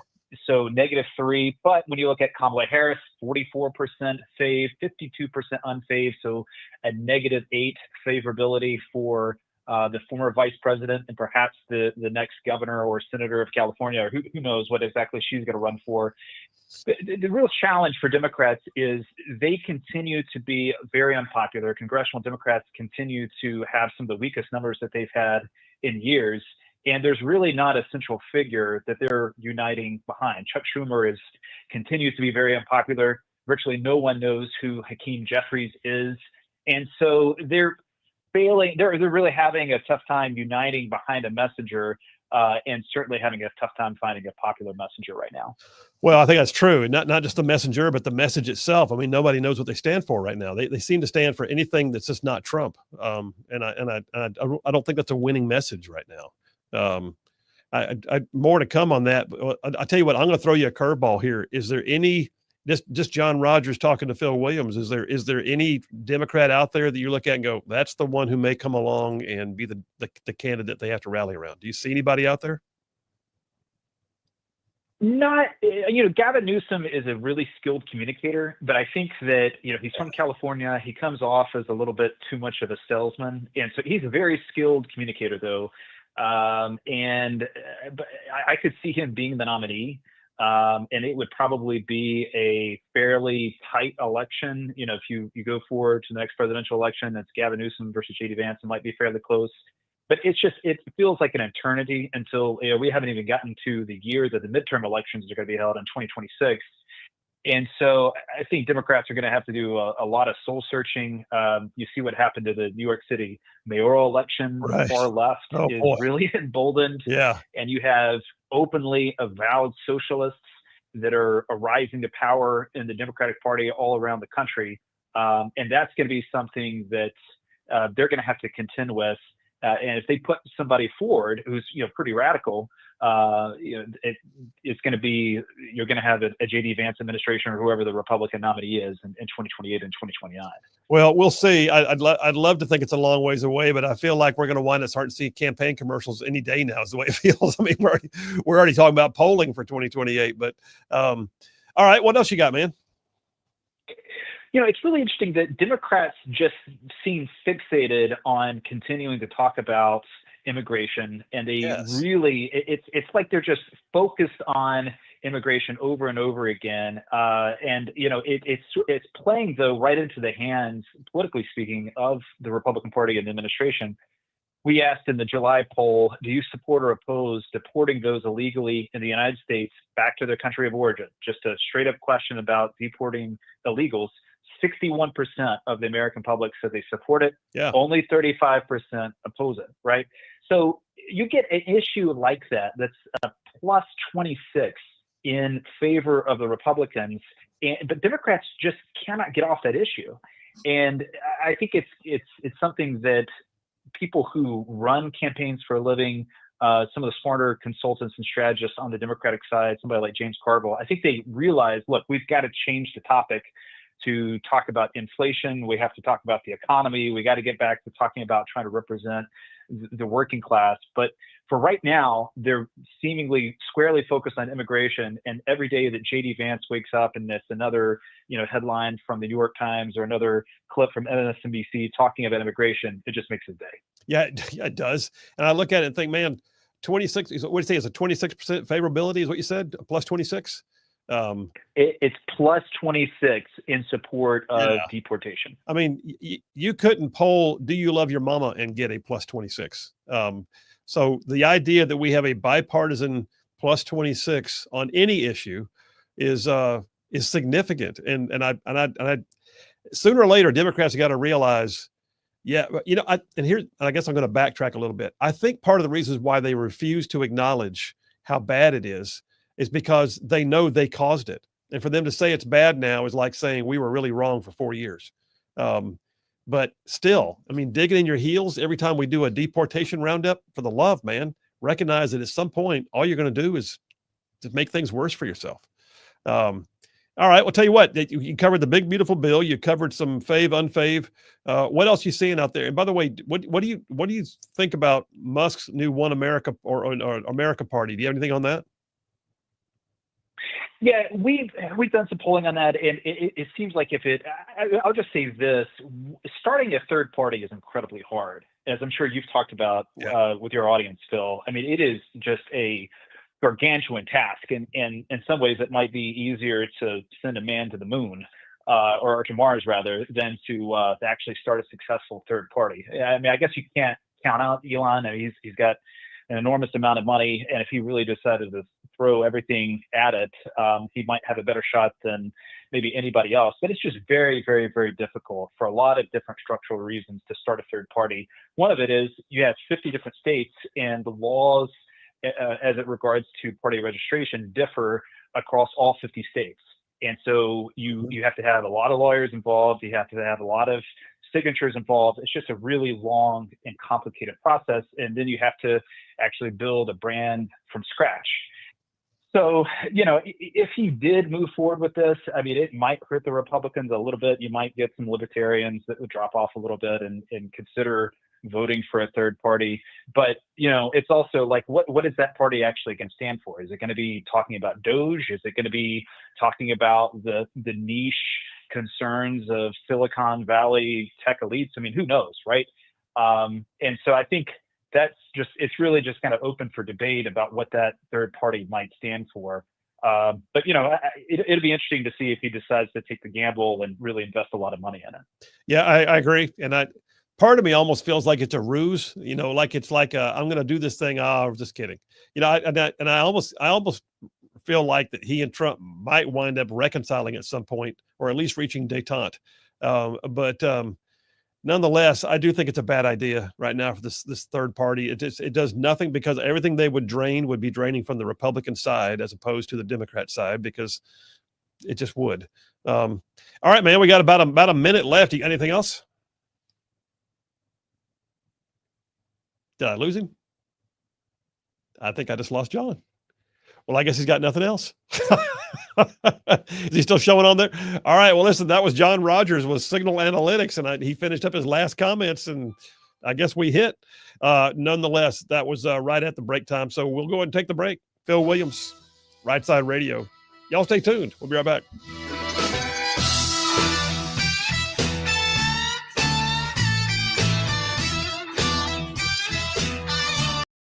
So this is a turbulent time. How long after the fall of Saigon did you remain in the country? You personally remain in the country?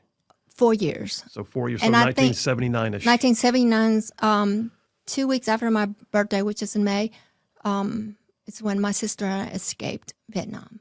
Okay, well, tell me about that, because I know in one of the speeches of yours that I reviewed, it wasn't your whole family that came out. Right. It was just a few, and your parents had to make a choice, basically. Yes. So what was that family discussion like to decide who leaves and who stays? Gosh, I remember that night very clearly. I had several aunts and uncles. They were able to afford to pay passages. And when I say pay passages to leave Vietnam, meant that you're paying the official to look this way so you can escape So this way. It's a bribe. It's a bribe. So if you get caught, they can throw you in jail. So basically, you bribe the government to leave. So I had a few aunts and uncles that had signed up to leave Vietnam on this riverboat, and they're going to Australia because they felt Australia is the safest place to be. And also, we have a few cousins that already left Vietnam before the fall of Saigon, and they settled in Australia. Okay. So overnight, one of my aunt came home and told my dad that there may be some empty spots on this refugee boat, and that we should take the empty spots. And there's 8 of us in the family, my parents and 6 kids, me being the oldest. Okay. How old were you at the time? I was 12. Wow. Mm-hmm. Okay. And basically, my parents have only a few hours to decide this. And my parents, of course, at this time in 1979, everybody was struggling. We don't have a whole lot of money. And I know it was a lot of sacrifice for my parents to even, bribe someone to the official for me and my sister to leave. And so, yeah, there were only enough money for just 2 passages, and so they picked me, being the oldest. I was 12, and my next sister, she was she's a little bit over 10 years old, to live with my aunt and uncle, and my parent has to make the decision overnight. I mean, I just can't imagine, No. the pain and the. Do you remember them telling you? I remember, yeah, and I remember my parents said to trust them, and I think, I, being the oldest of six, I'm pretty bratty. It's kind of like a bratty, and also kind of, Were you headstrong? yeah. I mean, I can fight any boys in my neighborhood growing up. I mean, I would have like a spitting contest with the boys. And anyway, so I just felt like at that time, I felt like I'm trusting my parents. And even though now looking back, I can't even imagine them having to make this decision. No. Because, honestly, they don't know if they will ever see me and my sister again. They don't know that, right? But they have to make this hard decision because they knew that at least two of their kids may have a better life elsewhere than Vietnam. Well, I mean, that's huge. And I've raised kids, and I understand you've raised your kids. And I cannot imagine at 10 and 12 years old sending them away and knowing I never see them again. I remember saying, what an amazing thing. Saying goodbye to my little brother. He was 2 years old, and that night we slept in a mosquito enclosement. That's how we sleep in Vietnam. Under I remember a net? Yeah, mosquito net. I remember hugging my brother and one of my sister, two of the other sister. It was summer, so there was no school. So two of the sisters did visit some of our relatives elsewhere. I remember thinking, this is maybe the last time I get to see two of my siblings and my parents. And I just, that morning when my dad took my sister and I to the coast to leave on this riverboat, looking back and seeing my mom there, not sure if I ever see her again. That was hard.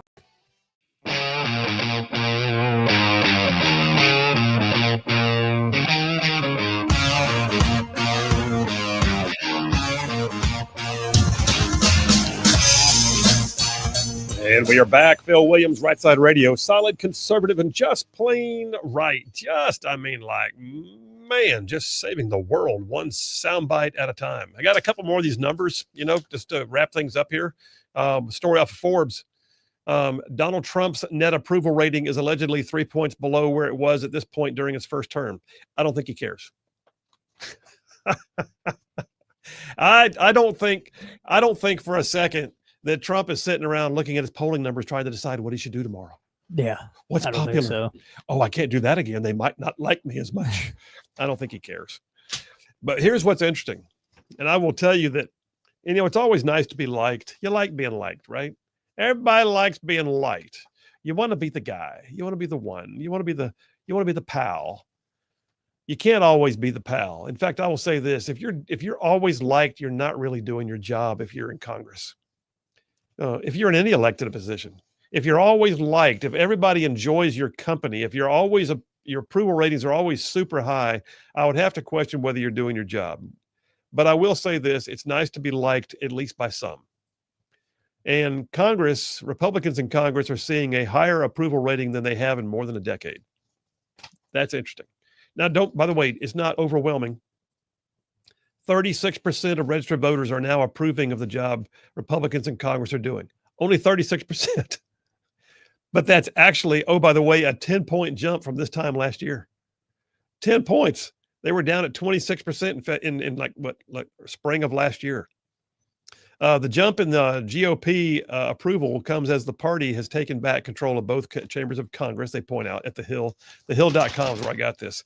But Democrats, have seen the most dramatic drop in their approval ratings in the latest poll. Only 27% of registered voters approve of the job that congressional Democrats are doing, which is down 12 points since February of last year. So Dems are sucking wind right now. Well, Just if your party's platform is everything Trump does is bad, yeah, and then the only way to combat it is for Hakeem Jeffries to go and do 8-hour filibuster, Yeah. where he himself said the filibuster is a Jim Crow era tactic used. It's like you like in my mind they're not even considered players. Like I almost view like the different assets in the parts of the Republican Party over. I don't even factor in the Democratic Party. You know, it's like the Republican Party is a party with more principle. You know, even when we disagree, than the Democrat Party has as a whole. So it's like they're not even players in my mind. Not even players. Mm-mm. Not even on the field. You see Hakeem Jeffries, by the way, getting slammed because he had a photoshopped image of himself. No. Apparently somebody, maybe him, felt it was necessary to slim him down for the picture.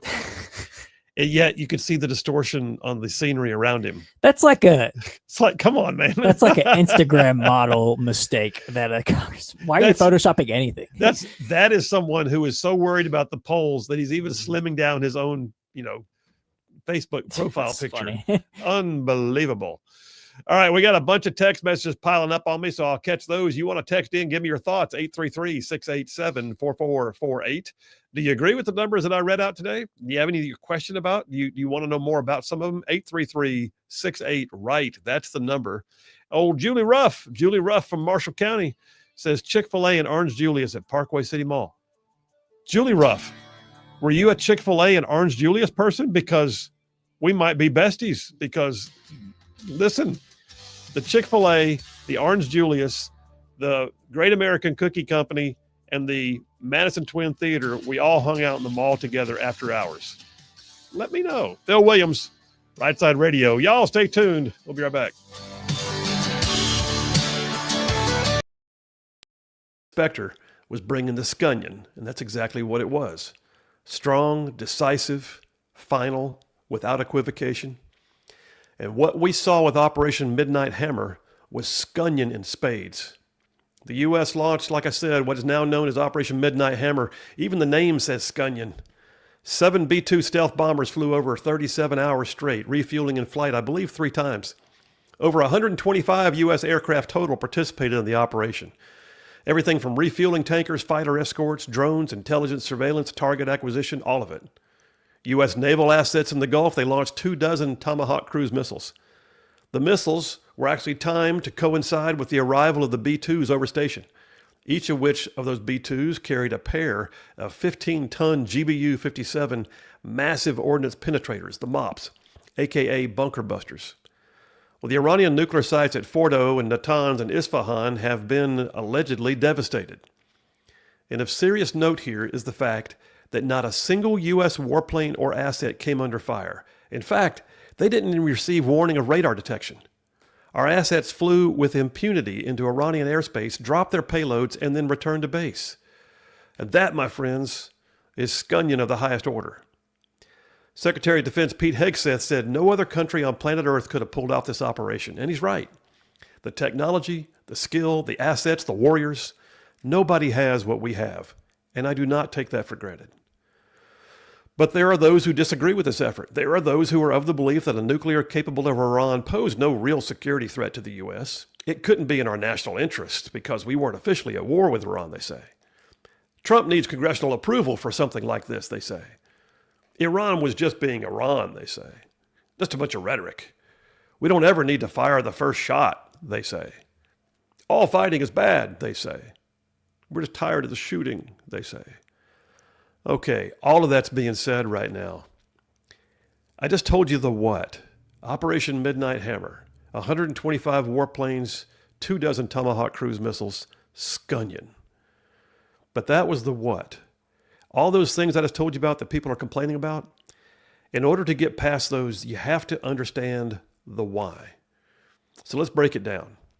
First of all, I will say this. Every president is authorized under Article 2 of the U.S. Constitution to defend the U.S. and U.S. persons against actual or anticipated attacks. It does not require a full-scale declaration of war to mobilize military assets as the commander-in-chief to strike at the enemy of the state. Reagan, he didn't obtain congressional approval to invade Grenada. Bush, he did not obtain congressional approval to invade Panama. Obama, he did not obtain congressional approval for the raid to take out bin Laden. Each of those was a limited scope action requiring presidential authority only for the use of military force. George W. Bush, he did seek and obtain approval from Congress before he invaded both Afghanistan and Iraq, but those were also different circumstances. Those were large-scale mobilizations. Those were long-term operations, and those had a far more logistical, strategic, and impactful and length of time aspect to them. Okay, that's part of the why, but part of the why also involves history. Let's consider who Iran is. Let's consider what Iran has done. First of all, I'll say this. A nuclear Iran would be a destabilizer on the world stage. History tells us that. It's a danger to the U.S. and our allies. Make no mistake, Iran has been killing U.S. troops and fomenting discord and supplying terrorists for decades. The Ayatollahs have made very clear that one of their chief aims is to damage or destroy the U.S. and to wipe out Israel. In 2023, by the way, the Ayatollah Khomeini announced that death to America was not just a slogan. He said it was the actual policy of their government. A policy. Death to America, not just a bumper sticker over there. It's a policy of their government. When your enemies tell you what they want to do to you, there's no wisdom in ignoring them. Iran, by the way, has also been killing U.S. troops, fomenting discord, and like I said, supplying terrorists for decades. Keep in mind, in 1979, 52 Americans were taken hostage within. Hey, all you Rightside ruffians out there, you are listening to Rightside Radio, solid conservative, just plain right.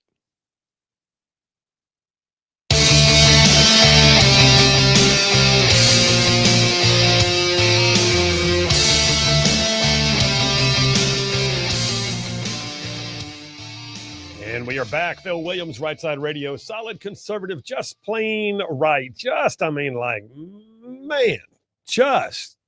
covering down on some major ground across the southeast U.S. of A. Y'all, I'm talking about this show. I'm talking about this show. Listen, goes from like Huntsville back over to Chattanooga. I'm talking about from Tuscaloosa back over to Gadsden. I mean, all the way down to that loveliest little village on the plains we call Auburn, straight across the border to what we call, once again, Fort Benning. And then, oh, by the way, big old patches of North Georgia and Mississippi all thrown in just for good measure. And that's just the radio. Then all of y'all out there in the whole wide world, going to the World Wide Web, dialing in every single day for the live stream of the show. Places like Facebook, X, Rumble, YouTube, our website, rightsidemedia.org. And then all of y'all, by the way, who podcast after the fact, thank you so much. What I'm saying is, no matter where you get this show, the fact that you do means the world to us. We appreciate you more than you can possibly know. So I try to say it at least several times per show. All right. By the way, Julie Ruff from Marshall County clarified, yes. She says, I'm a bit younger. I'm sure our paths crossed. Then she told me she was in 6th grade when I was there. So, okay, never mind. That would put me at about 6 years older, I guess. Still, very good. Shane from Lacey Springs says, please pray for my 9-month-old granddaughter. Oh, my goodness. Currently in surgery, getting a new heart. Wow. I listen to the show every day. I know there's many listeners that are like-minded Christians. Her name is Ivy, and she's at Children's UAB. Thanks so much. All right, ruffians, you know the deal. All those y'all that are prayer warriors, not just right side ruffians, but actual prayer warriors. Shane from Lacey Springs, his granddaughter is Ivy, and she's in the middle of a heart transplant right now. So bless her, Jesus, in your holy name. You are Jehovah Rapha, the God of healing. We pray for it, and bless Ivy to be well and that she'd have a long, full life. In Jesus' name. There's that. Wow. Shane, you keep us posted, man. We want to know how Ivy's doing. That's amazing. Isn't it also amazing, by the way, they can do these transplants? I mean, you're taking literally a heart from a donor and putting it into another body, and it just goes back to work. Especially at, how old is that? She was born in last October. Well, she's 9 months old. Yeah. Yeah. Good night. It's amazing. That is amazing. Well, and by the way, I just recently got my license renewed, and I checked the box on organ donor. And I'll tell you, part of that is because Charlene and I have been watching Chicago Med, and they talk about organ donation all the time, and how if that happens, then one person actually winds up saving multiple lives. And so, just anyway, very, very cool. Tom from Decatur says that the rumors are true and Musk is upset about the EV subsidies being cut in the big beautiful bill. How much of a hypocrite is he leading the Doge effort, but expecting the usual taxpayer subsidies for his business? If he follows through with the threat to start a third party, it'll be center left at best. Okay, well, several things. One is he did start the party. We don't know if it's going to go forward, but he did formally file the paperwork to start the party. It's called the America Party. He did that, Saturday night? I believe so. Yeah. It was the day, the 5th, I believe. Yep, that's Saturday. So he did officially file it. He says that it's not because of the EV, but then I did read a statement from him where he literally said it's not about the EV subsidies, although and he kind of did a but. He's like, it's not about that, even though it's just so unfair. So unfair that you're letting some people still have subsidies, but not me. But then he went on and said it's about other things. So I don't know. I will say this. One thing that occurred to me, and I realize we've talked about it before, that Musk is apparently on the spectrum. So sometimes people's emotions and things are expressed differently or expressed more awkwardly, or I don't know how to describe it. But the bottom line is this. I think the man's brilliant. I think he's a bona fide genius. I think he's a true capitalist. I think he's actually an American citizen. So all this talk about deportation, stop it. It's silly. He's a right to his own opinion.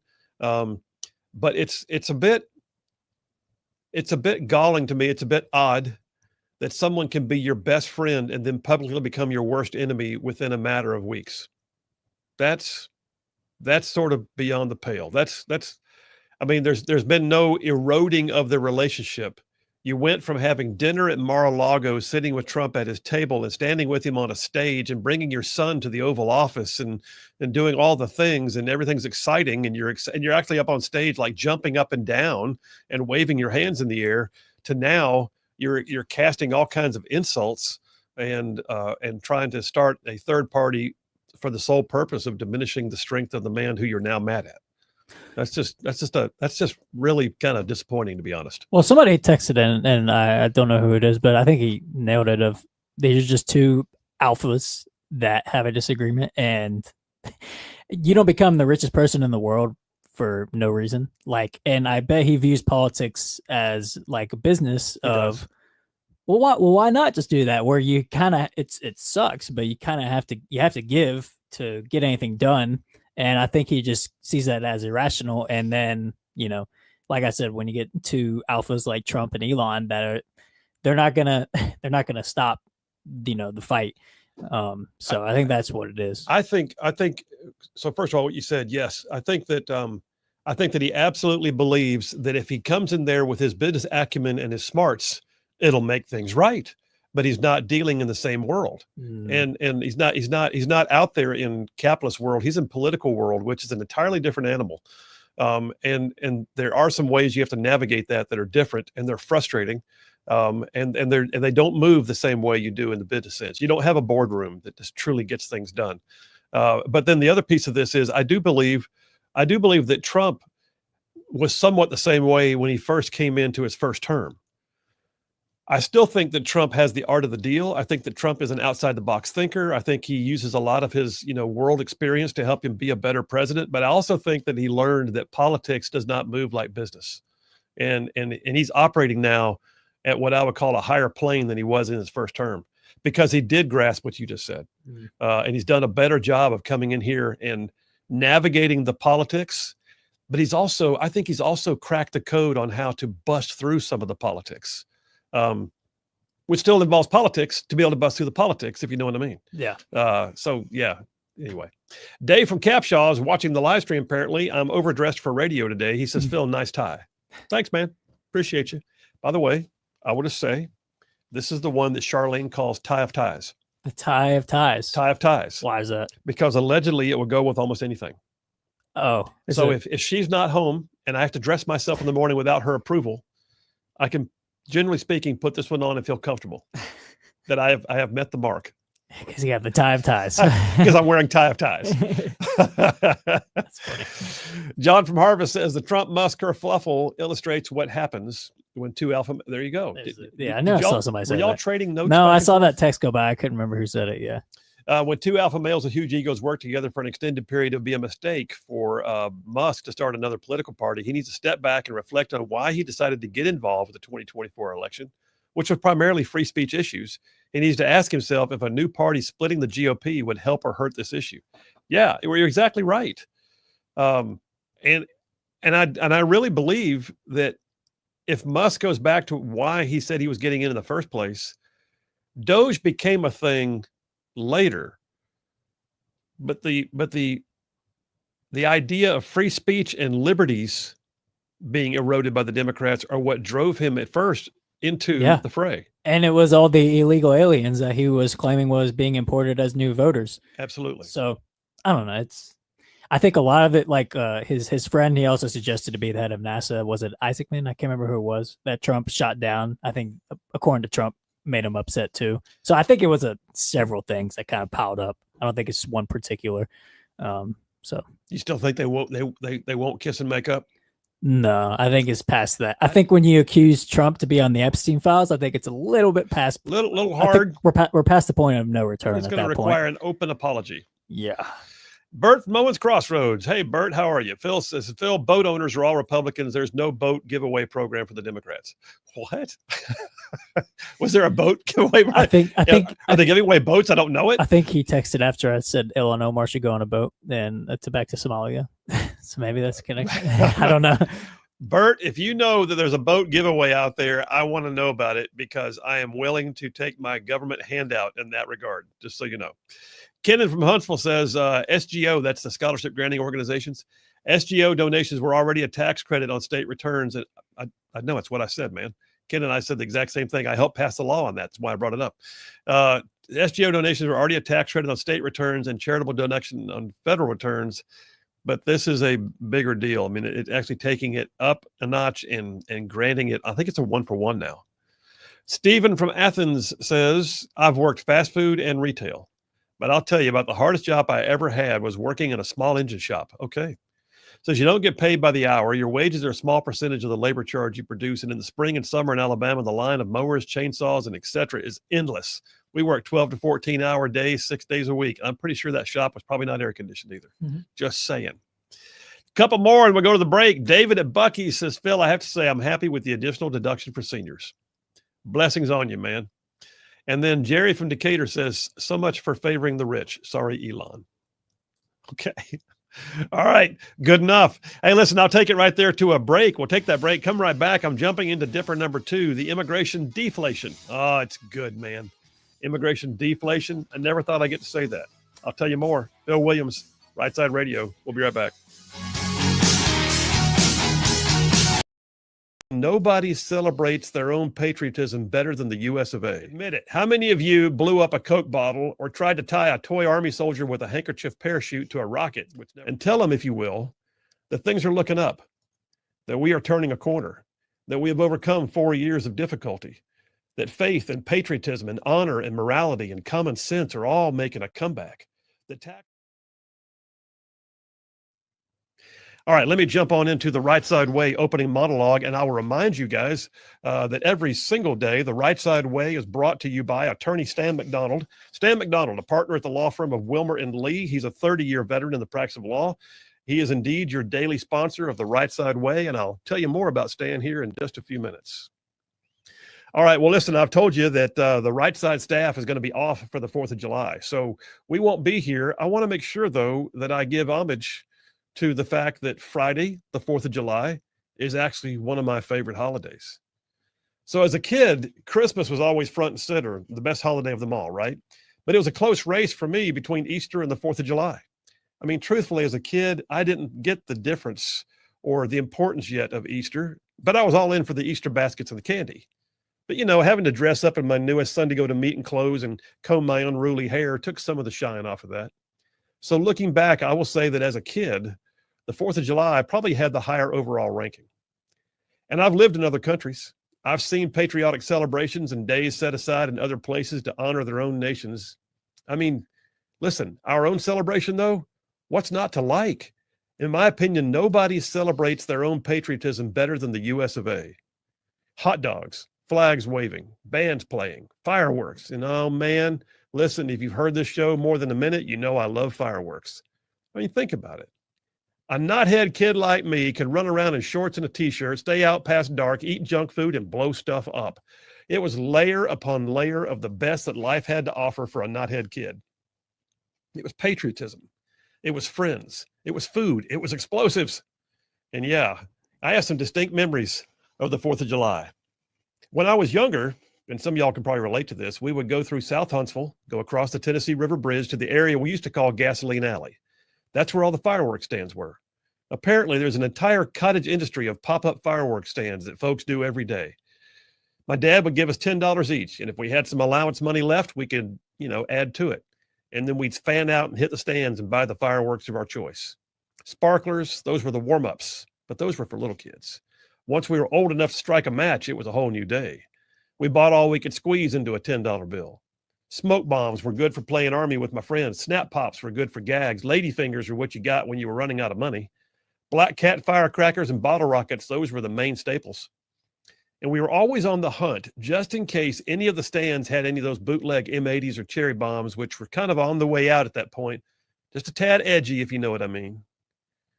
We buy some, we compare notes. There was always that one fireworks stand that would try to undercut the others by giving away a pack of bottle rockets or some punks if you would spend $10. And then it was fun time. Oh, yeah. Admit it. How many of you blew up a Coke bottle or tried to tie a toy army soldier with a handkerchief parachute to a rocket, which never really worked? And of course, there was always the attempt to thread the fuses together and try to get multiple blasts out of one match. For a period of time, we actually lived on post at Redstone Arsenal.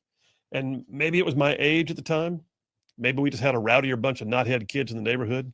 But I can remember being out on Skinner Drive in the residential section of Redstone, having bottle rocket wars in the street until somebody would call the MPs. And then we'd have to run hide in the woods. And the MPs would flash their lights and they would laugh themselves and they would leave. And we'd wait 5 minutes and we'd get back to bottle rocket wars once again. As I got older, I still love my fireworks. Charlene doesn't get it. She asks me every time I buy fireworks why I do that. It's like spending money on something that's literally going to burn. Yep, it is. And I love it. But I also know that I have developed a much fonder appreciation for the holiday itself. Sort of like realizing that Easter also has a deeper, more profound meaning that really impacts my life. I have learned that the 4th of July carries such a deeper and more profound meaning itself. Yeah, the flags still wave. The hot dogs are still good. I love seeing family and friends. But there's a difference now. Now it feels more like a privilege. Now it feels like a holiday, but it has a true sentiment attached to it. The sense that it's not just about the gathering. And I still love the fireworks and especially the displays. And I previously served on the board of the Gadsden Etowah County Patriots Association. I helped sponsor major annual fireworks displays over the Coosa River. I once got to sit in a boat in the Coosa River and literally had to look straight up into the explosions, having the debris rain down on me, and it was awesome. I remember major public fireworks displays at Milton Frank Stadium in Huntsville as a kid.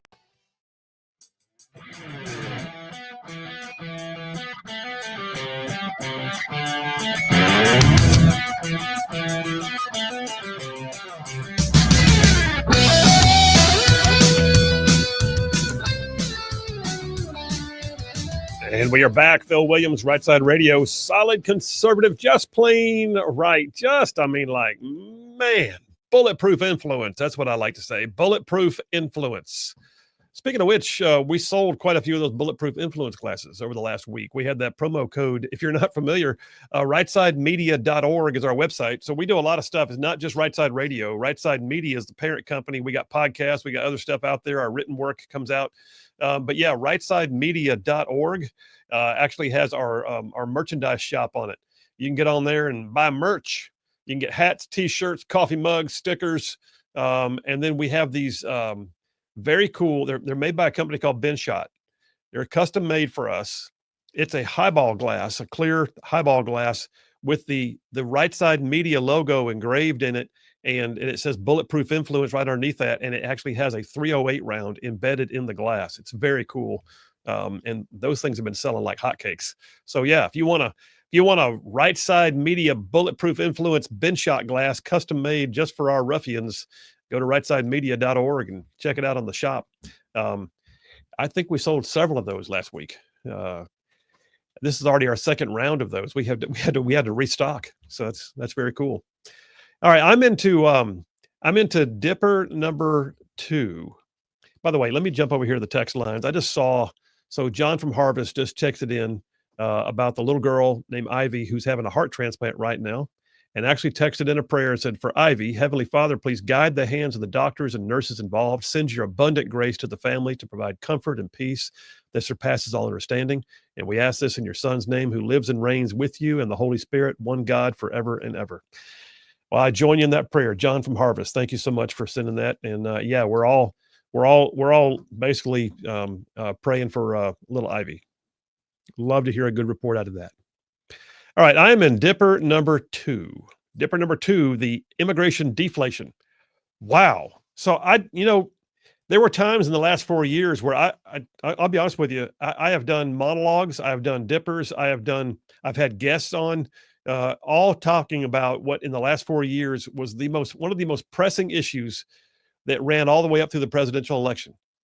The lack of control of immigration, the inability of the Biden administration to A, acknowledge, and B, control the millions of people they were allowing to just stream across the border almost at will. It was just nauseating. Think back. Can you remember the images like at Eagle Pass when the bridge at the entry point of Eagle Pass, when there was like 1,000 people camped out under the bridge, and they were remember the one where they were rushing the fence line and knocking the National Guardsmen out of the way? Remember when Texas was putting up like river barriers, floating river barriers, and then the Biden administration sued the state of Texas demanding they take down the barriers. Remember Operation Lone Star, Texas is spending billions of its own dollars to build parts of the wall and to do what it could.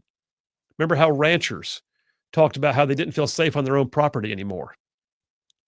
I mean, it's been a nauseating thing, but that's just in Texas. It was going everywhere. You had major cities like New York and others that are actually just like overrun and unable to, support and continue to provide what they had committed to with their sanctuary policies, and it was draining the city coffers. Still is. Out in California, they still hadn't figured it out. California has one of the highest per capita numbers of illegal immigrants, and it's just amazing. And they still continue. Why don't we give them state Medicaid? That's awesome. Well, listen, I thought with everything that we've been seeing, with some estimates say 11 million, some say upwards of 15 million who streamed in, I wondered if we were literally about to lose our national identity. And I don't say that lightly. I talked about more than once that the fall of Rome, the factors that historians believe caused the fall of Rome, if you look down the list, you'll see that a couple of them in there are exactly what we were seeing now. A loss of controls of the borders of the empire and mass migration of people who did not want to assimilate into the culture, but who mass migrated into the borders. And then an inability of the nation to sustain it. And that's what led to, in part, that's some of the factors that led to the fall of Rome. And here we were watching it happen in real time. Every time you turn the news on, streams of people. I mean, how many times did you see a human chain of people coming across the Rio Grande? I mean, that's not a narrow river. And to watch them coming across in a human chain, hand over hand, and then pulling each other up through the barbed wire to get to the other side, and then you had the Biden administration demanding the barbed wire be taken down. Why? Do you just want more here? Apparently they did. And now we're watching, we went from a year ago, last month, June, no, I take it back. It was December of 2023. At one point, we got up to, I think it was 324,000 illegals in 1 month. We were seeing 4,000 to 5,000 a day coming across just on the southern border. Last month, June of 2025, zero.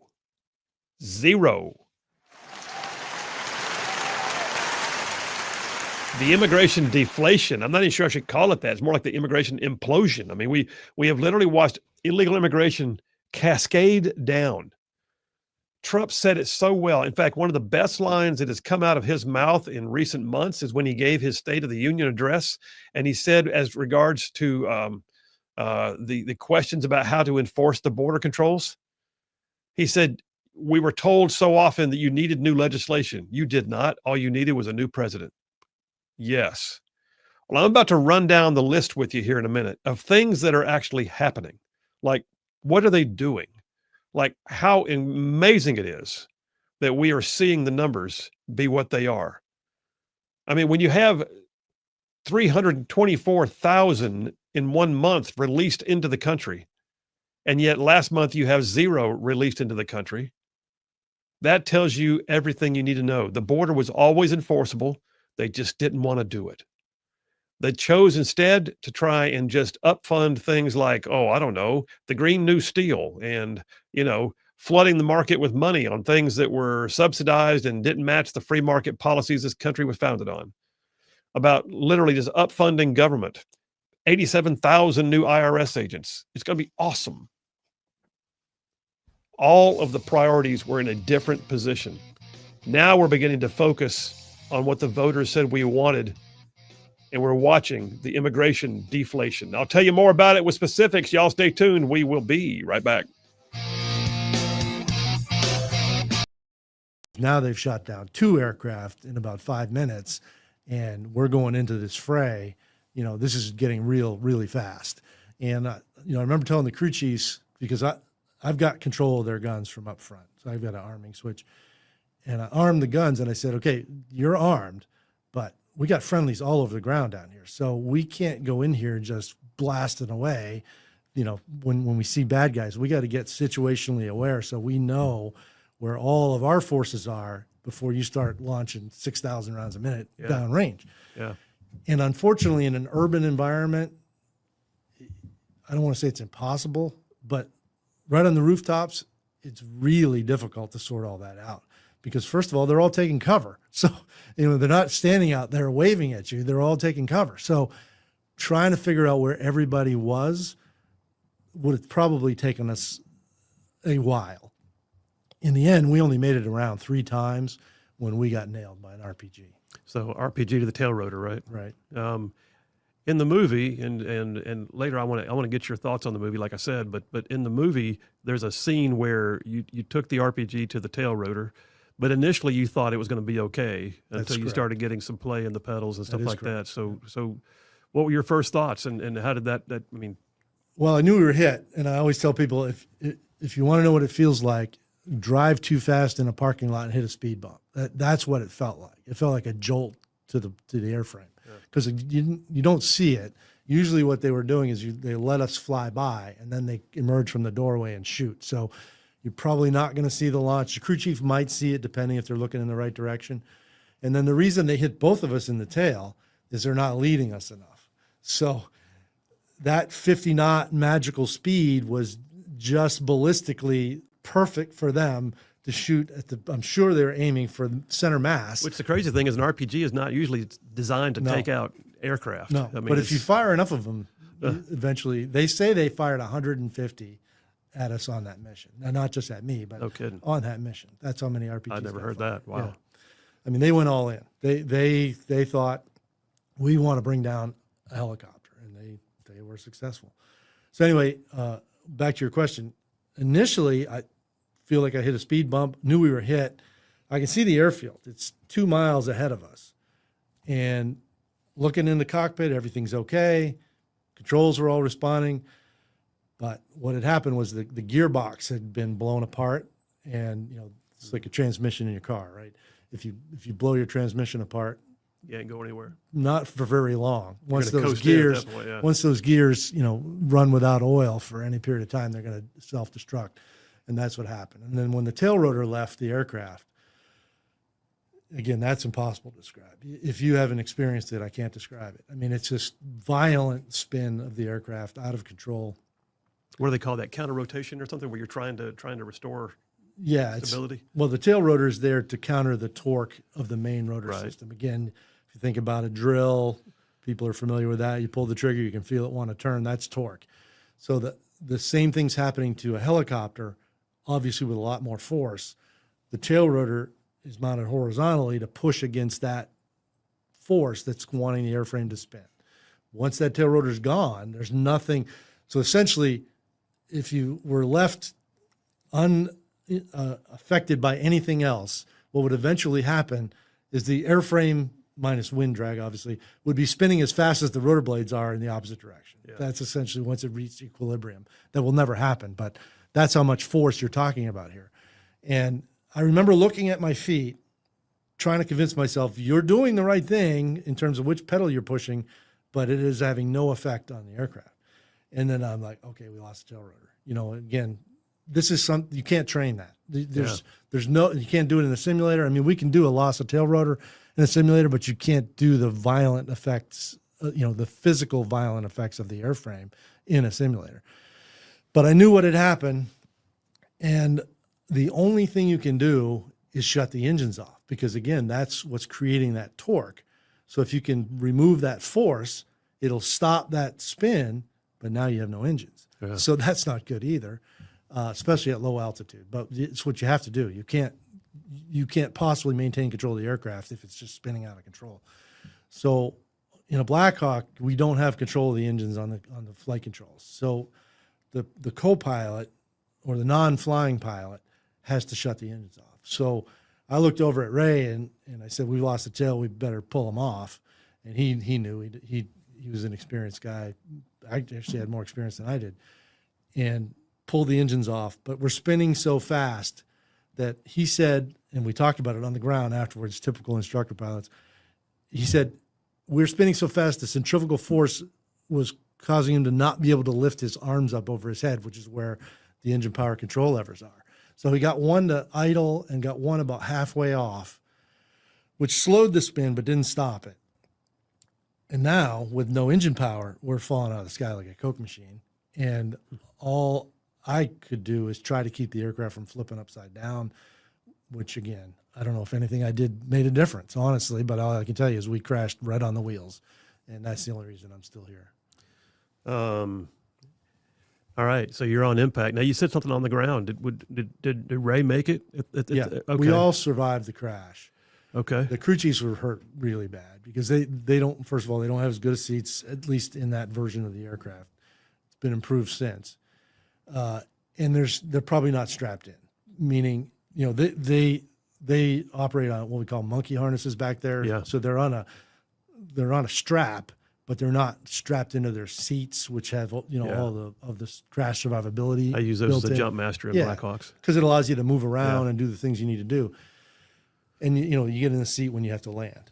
Well, they didn't, obviously we're not planning to land, so they're probably not strapped in, or at least not likely that they're both strapped in. So, that violent crash, they were probably not going to make it.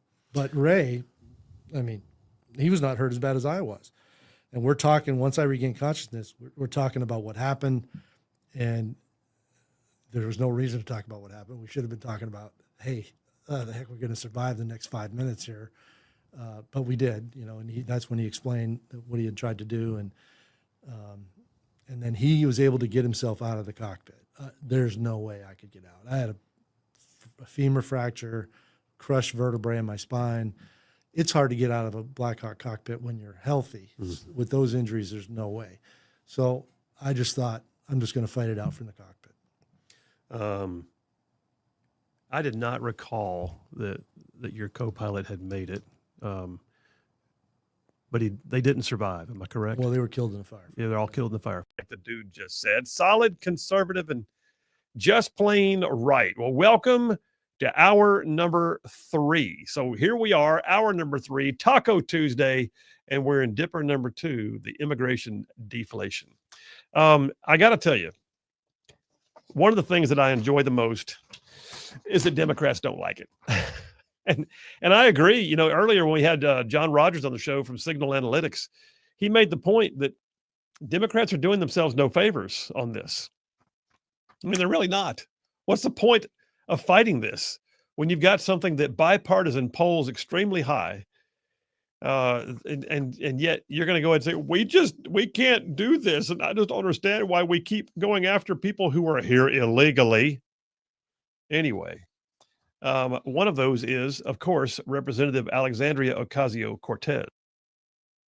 Now, AOC has warned, apparently, that the effects of President Donald Trump's big, beautiful bill are going to turn ugly really soon. Pray tell, what do you mean? In fact, I look at it and think, what's your point? She doesn't like it. That's what it is.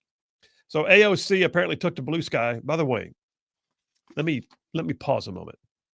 Let me chase that rabbit. If you're not familiar with Blue Sky is the social media safe place for liberals. Blue Sky is an online cry room.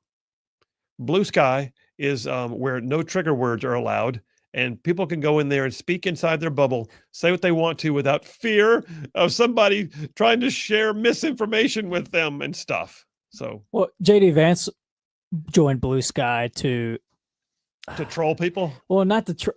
I can't remember. He put up a post. Well, the point is, he got banned 30 minutes after joining.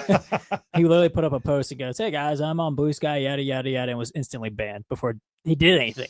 So I see that and I'm like, oh, it's a great endorsement of your platform. You're banning the vice president 30 minutes after joining, after he made one post. He's not even had a chance to say, "Hey, how are you?" or develop any followers yet. Yeah. Okay. Well, anyway, AOC took to Blue Sky, her cry room, her safe place, and she said, quote, "I don't think anyone's prepared for what they just did with ICE. This is not a simple budget increase. It's an explosion, making ICE bigger than the FBI, the Bureau of Prisons, the DEA, and others combined." And my question is, what's your point? By the way, this is their thing right now.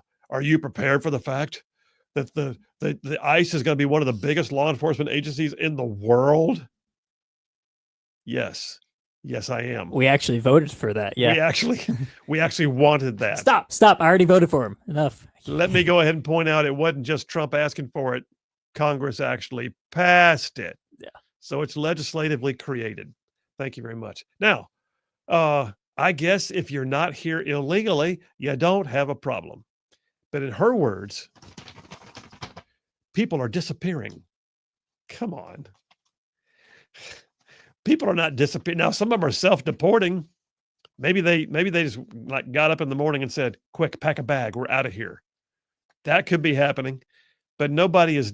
By the way, on Blue Sky, have you heard this? One of the things that's happening right now is libs between TikTok and Blue Sky. The big rumor is Trump is rounding up illegals, flying them over the ocean, and kicking them out of the plane. I'm sorry. Literally just kicking them out into the ocean. They're shark food now. That's all it is. This is why I say the Democratic Party is not even worth considering in anything anymore. Because that's the stuff they genuinely believe. It's just unreal. But so the first thing that I look at when I'm seeing the immigration deflation is the fact that libs are not happy. If AOC is not happy, we must be on to something good. I'll tell you who else is not happy. Los Angeles Mayor Karen Bass. So if you haven't seen it, story here on Fox News. Karen Bass decided she was going to go out there because they're having an ice roundup at MacArthur Park, and that can't be allowed to happen. Just so you know, MacArthur Park, beautiful park in the middle of Los Angeles. It also has a huge immigrant population. It's also known to be influence, and U.S. Border Patrol, along with 90 National Guardsmen and ICE, were seen on horseback with armored vehicles, Humvees, and they staged around MacArthur Park. And L.A. Mayor Karen Bass is having none of it. She's mad. L.A. Mayor Karen Bass went down there. She went down there, and this is what she told them. She said, "I told them they need to leave. They need to leave right now. They need to leave because this is unacceptable." What's called federal law enforcement. And, I see you're showing the video right now on the live stream. Yeah, there she is having herself a moment. LA Mayor Karen Bass upset. Why? Because I don't know, maybe they're rounding up illegals, some of whom have criminal records and need to go home. Her point was, why would they come to a park? This is where children play. Yeah, children were swinging on swings and they see the Gestapo roll in. Yeah, so if you've ever staged a military operation, let me just say, you don't stage it in places where you can't have some measure of control. So MacArthur Park is A, an epicenter, B, it's a good staging area, and C, it has lots of ingress and egress for the law enforcement and military personnel. So it's not about, well, you showed up here to scare children. No, that's not it at all. What I love, though, is the level of empowerment. Part of the immigration deflation right now is not just libs having a meltdown every day. It's also the sense of empowerment that we are now watching in some of our law enforcement like Border Patrol and ICE and others who suddenly realize we're allowed to do our jobs. The reasons why I joined this force are now actually being put to use. Border Patrol Chief Gregory Bovino, maybe my favorite quote of the week. Maybe my favorite quote, right after Karen Bass, mayor of LA, came out and told him they need to leave. His response, I don't work for Karen Bass. He said, better get used to us now because this is going to be normal very soon. We will go anywhere, anytime we want to in Los Angeles. Wow. Can I have some applause? I think that deserves it. Just hit that applause button, brother. California Governor Gavin Newsom is also just upset. He calls this whole thing at MacArthur Park a message from the polluted heart of Donald Trump. What does that even mean? Hair gel, George Wallace. Hair gel, George Wallace.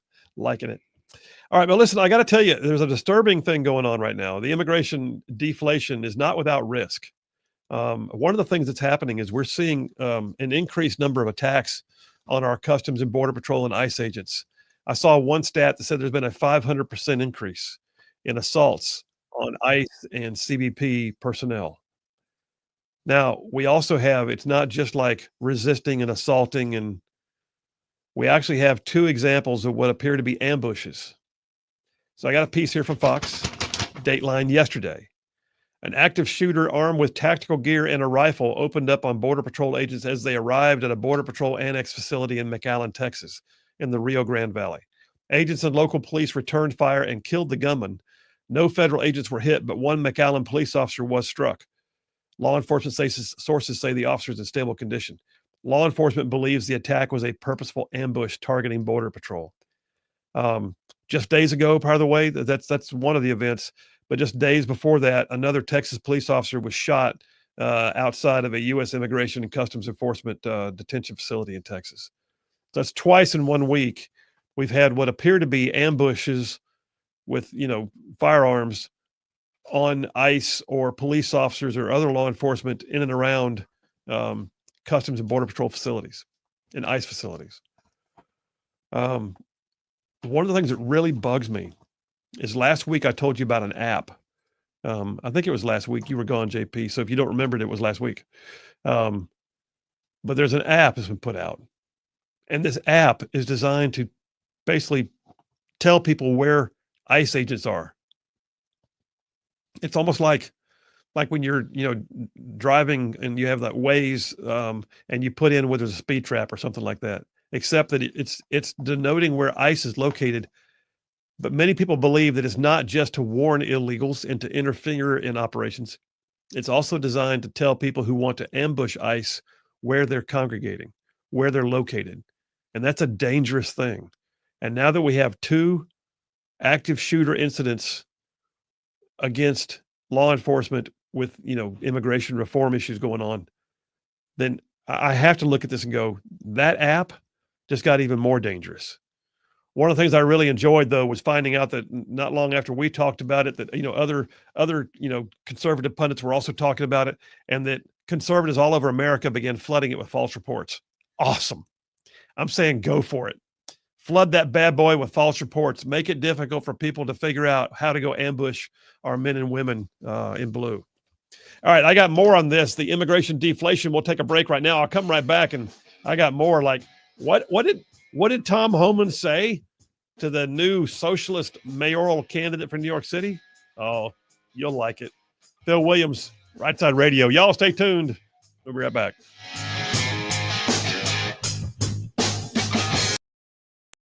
Learned that over time, and now I do the Bible throughout the year in about 10 months. It takes me to go through the whole Bible. Yeah. So let me ask you. It sticks. It does stick, yeah.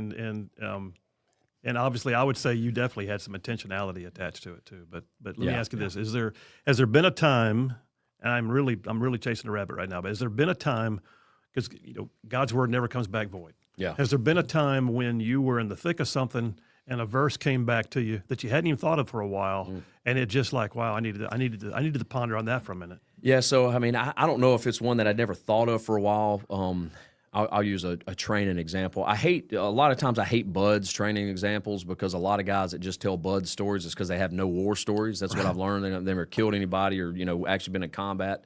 So the training stories I'm not big on, but this is one where this would apply, I guess. There was a Master Chief, and I believe his name was Guild, Master Chief Guild. If I remember right, I'm probably getting it wrong. I could text somebody and see. But either way, he was doing a program. He was part of a program where he would mentor Bud students as they were going through. They were trying to get numbers up, because training was pretty much the same across the board. Standard the same. The percentage was the same. They increased Bud's classes. We had 366 start with ours in class 264, and 32 actually graduated SQT and got a Trident, right? So, I mean, you're looking at less than 10% by the time you get selected to go to a SEAL team. And then once you get there, now you've got, sniper school. I mean, we lost 60%, 40% of us graduated and became snipers. And these are all SEALs, right? So we lost 60% in sniper school that had to go back to a team and didn't get sniper quad. You lose, like Green Team, selection for development group, what everybody refers to as SEAL Team 6, Special Mission Unit. Those are all SEALs. A lot of them good dudes, but you'll also lose 60% of those, and 40% of those guys will become Special Mission Unit SEALs. So there's always a selection process where there's an attrition rate. Make sense? And they're trying. Well, there should be. As it should be. If it was easy, everybody do it, right? Exactly right. But what they're doing is they're trying to increase those numbers, because we need more SEALs, we need more snipers, we need more guys screening for Special Mission Unit. Right. Because of the way the war was going at the time. This is 2006, and he was going through Buds with us, and he would meet with students, and he would say, "Hey guys, look, this is what people do." He would go to the NFL, go all over the place, and figure out what mindset things, and all kinds of them. He'd bring it back and try to present it. And he said, every warrior across, the all of history, all of the planet, all of history, had a mantra. They had something they held to, something they leaned on, whether it was their belief system in a God, whether it was their family, whether it was whatever it is as a mantra. And I'm some dumb redneck kid from Alabama, 19 years old. I didn't know what a mantra was. And he said, what's that one thing that you can hold to that will help you make it through this process? Because if you can hold to something else besides the pain that you're going through, the distress of, hypothermia, cold water, getting beat and buzz, all that stuff. If you can hold to something else, you can make it through. But if you concentrate on what you're going through, you'll never make it. Right? That was kind of his, and I'm not saying I necessarily agree with all that, but that's what he was putting out. And so I prayed to God. I mean, I knew the one thing I held to was God as a Christian. Grew up as a Christian, right? Got saved when I was 6 years old. Asked Jesus into my heart. Like, God, what could my mantra be? I think it has to be in you. I'm here for my family, for me. I want to do this, but it's in you. What is it? It was 2 Corinthians 12:9, I believe, is the verse that says, it's when Paul was asking God, he's saying, hey, take away these thorns in my flesh, right? Whatever the issue was. Some theologians say, believe it was a sight. Some people believe it was other things. But he said, take away these thorns in my flesh. He asked 3 times, and God 3 times said no. And then God says to Paul, he says, my strength, this is 2 Corinthians 12:9, my strength is sufficient for you, or my grace is sufficient for you. My strength is made perfect in your weakness. And I thought, that's it. And so that is a scripture that the Lord gave me in that time that I really I'm sure I'd read it before, but I was a young kid. It's not like it was just brought up to my mind. I remember specifically reading that as I'm praying, reading that in a Bible, in my study Bible, and being in 2 Corinthians, and that scripture stuck out at me. And so that's what all right, God, your grace is sufficient for me. Your strength will be made perfect in my weakness. And that's in that book. Buds wasn't that hard as far as a physical standard. Like you could pass, I could probably even now at 40 years old pass most of the standards. I can still do the O course. I could probably do first and maybe second phase 4-mile time run times. I could probably still do the swim.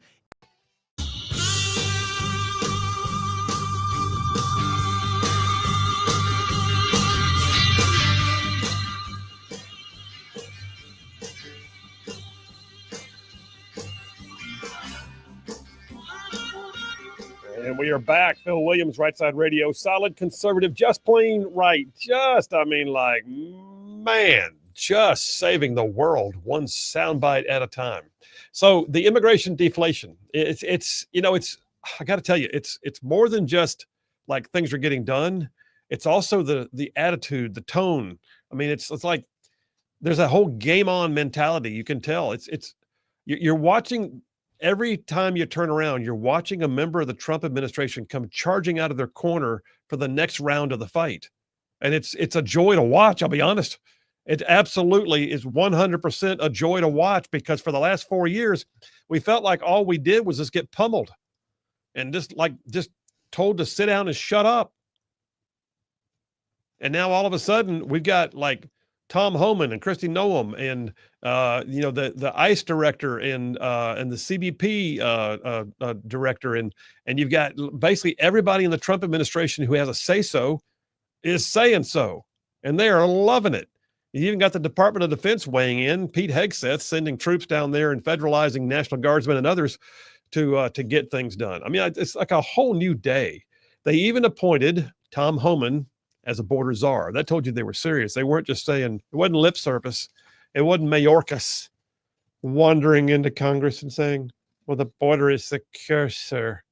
I mean, that guy was such a waste of air. That guy, chief of all, I think in that administration needs to be in jail. 100%. I'm waiting for the day. Well, didn't he get a pardon? I think he did. Did he? Yeah, he did. Look that up. Did Mayorkas get a Biden pardon? I believe he did. You know what? That's okay. If you got a Biden pardon, it doesn't mean we can't call you in and make you testify. No, he actually has not been pardoned by Biden. I stand corrected. Now. I would love for someone. Here's my okay. As long as I'm chasing that rabbit, here's what I hope happens on that. I hope that we get a whistleblower who comes in sometime soon with a document or a series of emails or text messages or something and says, listen, I had to work for Mayorkas for 4 years, and I tried to tell him this is a really bad plan, and he told me we're leaving the border open. Here's the email. I want it's got to be somewhere out there. Well, 7 days ago, the Trump, if you remember, told the DOJ to look into, if there's anything to arrest Mayorkas for. But it's one thing to be incompetent and you're trying to secure the border and you're just bad at your job. He was deliberately unsecuring the border. And then deliberately lying about it being secure. Yeah, while under oath. Like, I'm sorry, we can see it. Mm-hmm. Tom Homan, totally different dude. Tom Homan, God bless him. By the way, Tom Homan looks like he needs a day of rest. He's old boy's looking a little rough right now, to be honest. And I'm hoping he's getting some rest. But Town Hall has a piece that came out yesterday. Border czar Tom Homan just offered a blistering warning to the New York City Democrat mayoral candidate Zohran Mamdani. That guy's the gift that keeps on giving, by the way. Zohran Mamdani is vowing to block ICE from doing its job. Homan's response: get out of the way, we're coming. He says, we don't have that problem like in Florida where every sheriff in the state's working with us. So we're going to send our assets where the problem is. Sanctuary cities. What Homan just said was, in states like Florida, we have partnerships with state and local officials, and they are force multipliers down there. So I don't have to send as many ICE agents to Florida because state and local's helping us down there. So that means I got more people to send to you, Mamdani, up in New York City. Homan warned, in the article, it says, Homan warned that if sanctuary cities like New York block ICE from arresting illegal aliens in jails, then ICE will ramp up enforcements in communities and at workplaces. What does that mean? Okay, so part of it is, I mean, locals arrest people all the time, pull them in on a warrant, pick them up at a traffic stop. Something's happening. It could be it could be a crime. It could be a domestic issue. And next thing you know, you got somebody in jail, and all of a sudden you realize, oh, by the way, they didn't just do that thing that brought them to our attention. They're here illegally. But in sanctuary cities, they don't alert ICE that we have a criminal illegal alien in our jail. They just release them. ICE is saying, Homan is saying, if you'll let us come to jail, if you'll work with us, we'll just walk in, smooth as you please, put them in cuffs, take them off your hands. What that does is it protects law enforcement. There won't be a protest. There won't be a violent altercation. There won't be somebody resisting, because all they're doing is walking into where they're already controlled, putting them in cuffs, taking them to detention. But New York and LA and San Francisco and others won't do that, which means that ICE has no choice but to go out and do things like MacArthur Park, because that's all they've got, because they get no local assistance. Now, I got to tell you this one. I mean, as much as I'm loving immigration deflation, it's also amazing to watch the absolute disparity, not just in the results and everything else, but like certain things that used to happen for the last 4 years are now absolutely just the opposite. For instance, a while ago, I mentioned the border wall, and I mentioned the floating barriers in the Rio Grande. Remember that? So back in 2023, Governor Greg Abbott of Texas, with Operation Lone Star, they put a floating barrier near Eagle Pass. And the Biden administration sued them. The Biden administration sued Texas to make them take out the border barrier, the floating barrier. Now, fast forward July 6th, 2025. In addition to the border infrastructure by President Trump's One Big Beautiful Bill, the Department of Homeland Security has announced plans to quickly install 17 miles of floating border barrier in the Texas Rio Grande Valley. You were waiting for that opportunity. I was. Well, John Paul or John from Huntsville on YouTube told me to play the Hallelujah sound effect, so I figured that was a good spot. That's a good spot for it. Yeah, Christy Noam actually signed a waiver so they don't have to be impeded by environmental regulations. All I'm saying is this: it's a whole new day. I got more, man. Immigration deflation. It's good stuff. Y'all stay tuned. We will be right back. Well, I can't even imagine. I also can't imagine not just your side, but I can't even imagine the parent side of it. But so you got on the boat though, and you're on there, and you do have some family ties on the boat with you. You have an aunt, uncle, and some cousins. Yes. How many total? There was 2 sets of aunts and uncles and Okay. 2 of their kids. Okay. And then how many people total on the boat? I mean, is this It's about 400. Oh, this is not a small boat. No, well, no, it's a small boat, but they fit as many people in there as they can, and there was not room. There was only room just to sit. There's not even room to lay down. And I remember one time my sister and I had our backs together just to sleep because there's no room to lay down. All right. I heard you speak. This was not a smooth voyage, this boat. And you were actually at some point intercepted by pirates. Am I right? Yes. Okay. How'd that go? Well, not very well. But, well, first of all, the South China Sea was full of pirates at that time. And because they knew that the Vietnamese refugees carry gold and jewelries with them to start their lives elsewhere, right? Right. So piracy is, I think it was estimated that a quarter of the refugee boat people was robbed by pirates. Wow.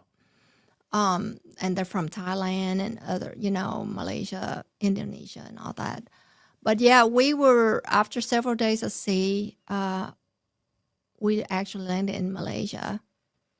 So you went ashore in Malaysia, or is this before the pirates or after? This is okay. So this part may be a little bit sensitive, Okay. in a way, but this is the truth. We landed in Malaysia, and we thought we were going to be rescued. Well, the Malaysian Navy came out, and they tied our boat to their boat, and they pulled us out to the sea. Oh, wow. And we thought we were getting pulled to somewhere like a refugee camp or something. They pulled us out to sea where there's no people that can see them. They robbed us. The Malaysian Navy. Yes, because they were in uniform. Wow. Wow. Did you have any personal items of your own stolen? Were there any people that were taken? I mean, Yeah, I would well, imagine human trafficking is also an issue and Well, sometimes in this. that would have happened, I believe, with all my heart. But if it wasn't for the grace of God, God intervened during this situation because a huge storm was brewing. So they started robbing people, and they found a bunch. They came over with metal detector, Yeah. and the captain of our boat has hidden some gold on the boat, and they found the gold, and it was a lot of gold. And so they were busy doing that. And then they make people strip off their jewelry. And I remember my mom had sent some jewelry with us, some gold bracelets and necklaces and stuff. And my sister and I actually strip them off of us, and we would stuff them in our mouths just to hide from the pirates. So that was saved. But they found a lot of gold from the captain that they didn't want to bother with the people too much. And even while they were robbing us, there was this huge storm brewing really fast, and they wanted to get out of there.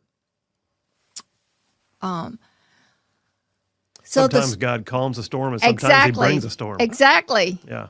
And so the storm was brewing really fast, and they were trying to rob us really fast, so they didn't search everybody. So you got to keep your So my family got to keep ours. wow. Jewelry. But that storm got them out of there. And their plan was, Hey, all you Rightside ruffians out there, you are listening to Rightside Radio, solid conservative, just plain right.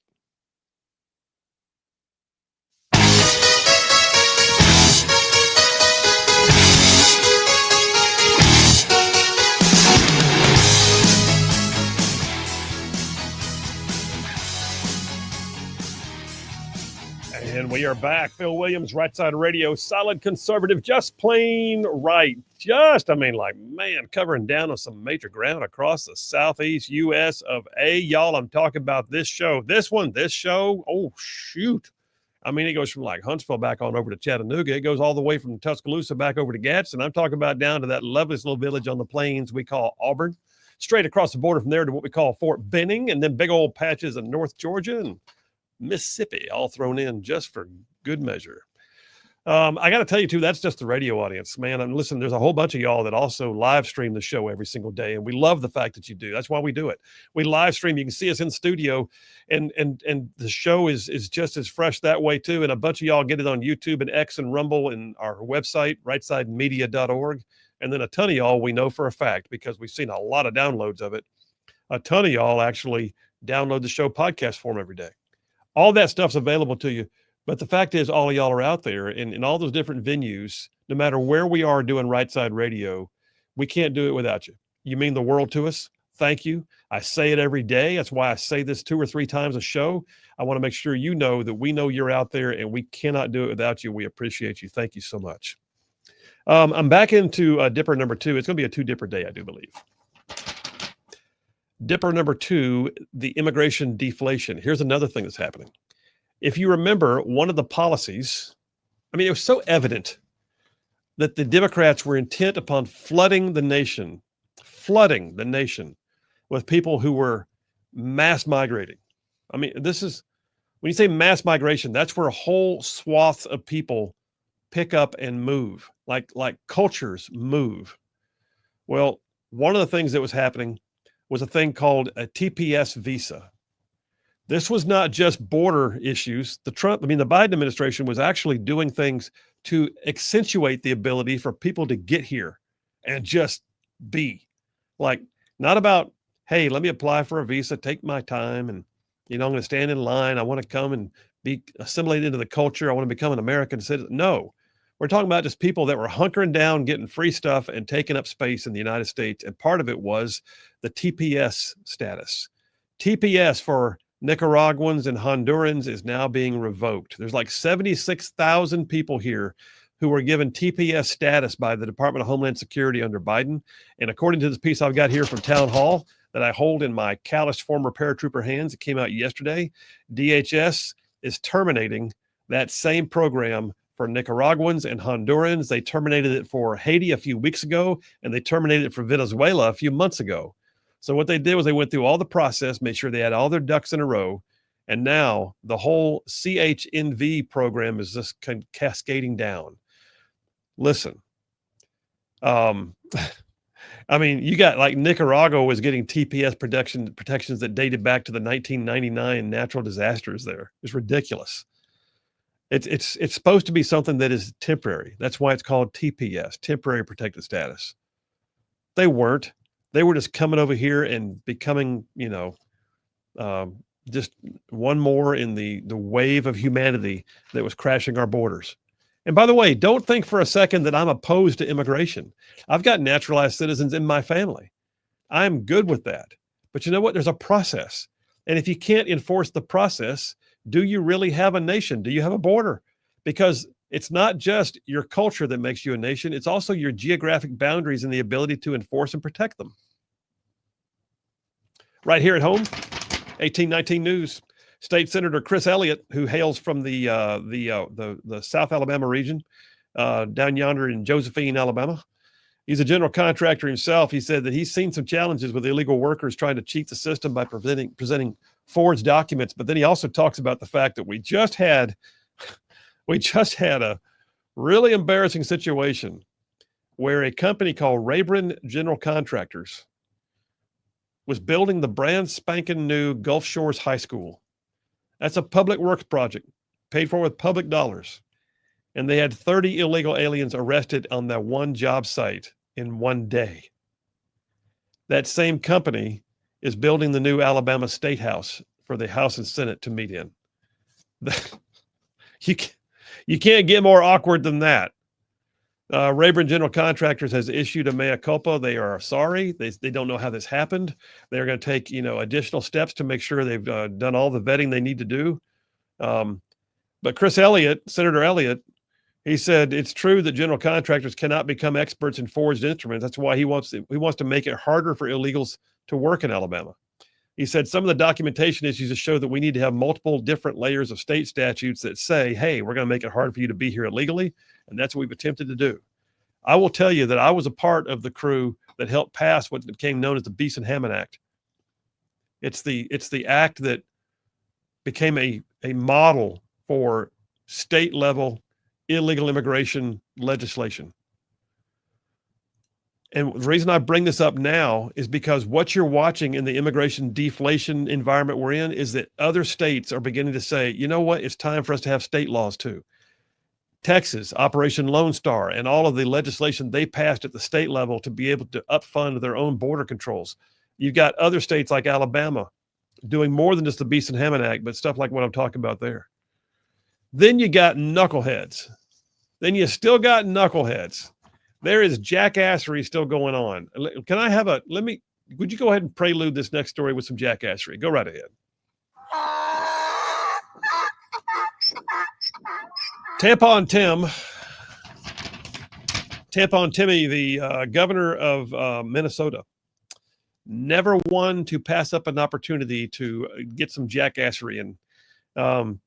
He just signed into law the ability to fund state tuition benefits for illegal aliens. Well, that makes sense. I mean, state tuition, that's for residents who've lived there for a while, right? In fact, usually what happens is you give in-state tuition because those are people who've been paying into the system that helps that university do what it does through state budgeting processes. Makes good sense to give it to illegal aliens, doesn't it? Of course. Sure. Why not? Heck, what's another, 100 million or so? I mean, that's what it's for. I got to ask you, though, I wonder how many illegal aliens are here to go to college. What do you think? Okay. You're on it. If you don't win today with John's points grading, I don't know what's going to happen. Anyway, the bottom line is this. The Department of Justice under Attorney General Pam Bondi has filed suit against the state of Minnesota, arguing that Minnesota statutes violate Section 8 U.S. Code 1623, federal law, which is part of the Illegal Immigration Reform and Immigration Responsibility Act. I say all that to say, federal law says you can't do that, Tim, and yet he did it anyway. It's just asinine. And then I'll tell you one of the last things I'm seeing. So immigration deflation is something that is happening at the state level. It's something that's happening at the federal enforcement level. It's something that's happening in the Department of State revoking TPS status level. It's something that is happening in terms of putting border barriers in place. It's a physical thing. It's also something in terms of the State Department working with other countries to get them off their keisters to accept back their own people. Because there are an entire group of countries which are referred to by the Department of State as recalcitrant countries. Those are the ones who won't take them back. Like, we didn't want them in the first place. You can have them, man. They don't want to be with us. We don't want them back. How about Venezuela, China, and Nicaragua have been labeled as recalcitrant countries? We have a difficulty, according to the document here I pulled off of FAIR. By the way, if you ever want to read up the latest with a conservative view on immigration reform, go to FAIR website. That's the Federation for American Immigration Reform. They do great work. They point out that the difficulty of removing individuals from these countries has made recalcitrant countries an important diplomatic and policy issue. Basically, it's not just Secretary Noem. It's Secretary of State Marco Rubio. It's Secretary of Defense Pete Hegseth. It's the governors of the various states. It's the state legislatures. It's ICE. It's the Customs and Border Patrol. It's Tom Homan, the border czar. It's all of the above. It's literally an all of the above strategy right now to deal with something that was the top issue in the election season. And I'm just good with it. I mean, good Lord. And you know what? If you had asked me, would we get this much done in the first 5 months? I'd have said, well, that's wishful thinking. Just needed a new president. Apparently we did. I got a ton of text messages. Let me get a couple of those. You got something? What you got? I'd say, by the way, we have some breaking news. The Supreme Court appears to have ruled on the allows Trump to fire federal workers. It was an 8-1 decision or ruling. And you want to take a guess at the one dissent was? Ketanji Brown Jackson. You would be correct. And actually, so Sotomayor wrote the what's it called? The dissent? From the affirming side, and actually kind of chastised Justice Jackson. Really? Sotomayor did? Yeah, Sotomayor. Not in the same way that so she concurred. Barrett. Who wrote the opinion? The actual opinion. Sotomayor. She wrote the whole opinion? It appears so, because I'm seeing passage Sotomayor kind of going after, not in the same dramatic fashion like Coney Barrett did, but kind of going after Justice Jackson in the same way. So so it's 8-1 with Ketanji Brown Jackson being the only dissent for Trump to lay off federal workers. Between Amy Coney Barrett and Sotomayor, it's like Ketanji Brown Jackson's in the Mean Girl movie right now. Yes. Yeah. It's I mean, what do you expect for, the only reason she was brought up is to be a black Supreme Court justice is what you get, a DEI Supreme Court justice. My word. All that, and the TSA is not making people take off their shoes.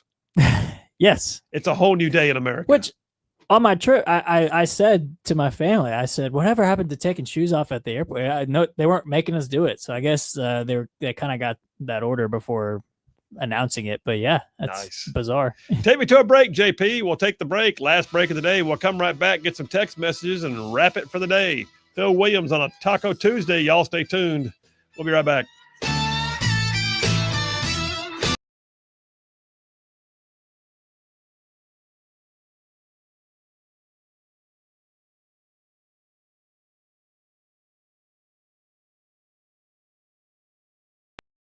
Disable our engine and threw some of our provision overboard. So they think that someone's going to capsize our little boat. They disabled the engine, left the boat as adrift? Yes. Okay. So they were hoping that storm would capsize our boat and kill all of us. So they don't have to do the killing themselves. We believe that is their plan. But that storm if they didn't capsize our boat, that they were hoping we would be floating in the South China Sea, starved to death because they disabled our engine. We couldn't go anywhere. How long did you stay adrift after that? Several days. Wow. Several days adrift. And that storm actually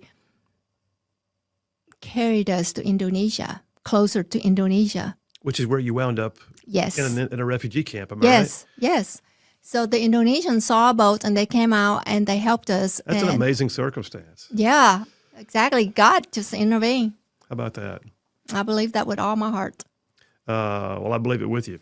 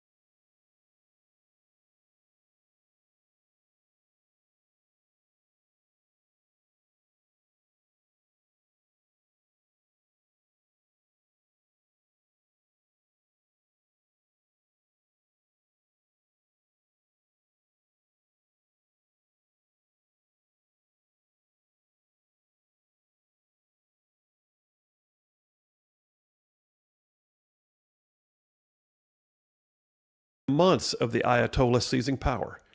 That's right. He took power, and within months, they didn't just, oh, by the way, pick up some American tourists off the street. You had radical Islamist followers of the Ayatollah invade a U.S. embassy, which is considered to be sovereign soil of our nation, and seize 52 Americans, and then parade them in front of cameras blindfolded and keep them for 444 days. 4 years later, 1983, 241 Marines were killed in the Beirut barracks bombing. Iran was implicated in that too. Just prior to 9/11, 17 U.S. sailors were killed and 40 more wounded in the USS Cole attack. Iran was implicated in that one. And I'll tell you right now, my experience of being overseas in Iraq, over 600 U.S. troops were killed by Iranian influence in Iraq. They call them EFPs, explosive force projectiles. It's like a Cannon IED roadside bomb that can shoot right through armor. We know for a fact that roughly 603 U.S. soldiers died because of the Iranian influence that helped train the militias to build EFPs, maybe even supplied them with the parts to do it. But some estimates believe that's over 1,000. And just the other day, I heard General Jack Keane providing some commentary on Fox News. He said that he had a conversation once with General Lloyd Austin, the former Secretary of Defense, who told him that he'd seen the numbers, but he believed that it was closer to 2,000 U.S. service members killed by Iranian influence in Iraq. If in fact Iran achieved its dream of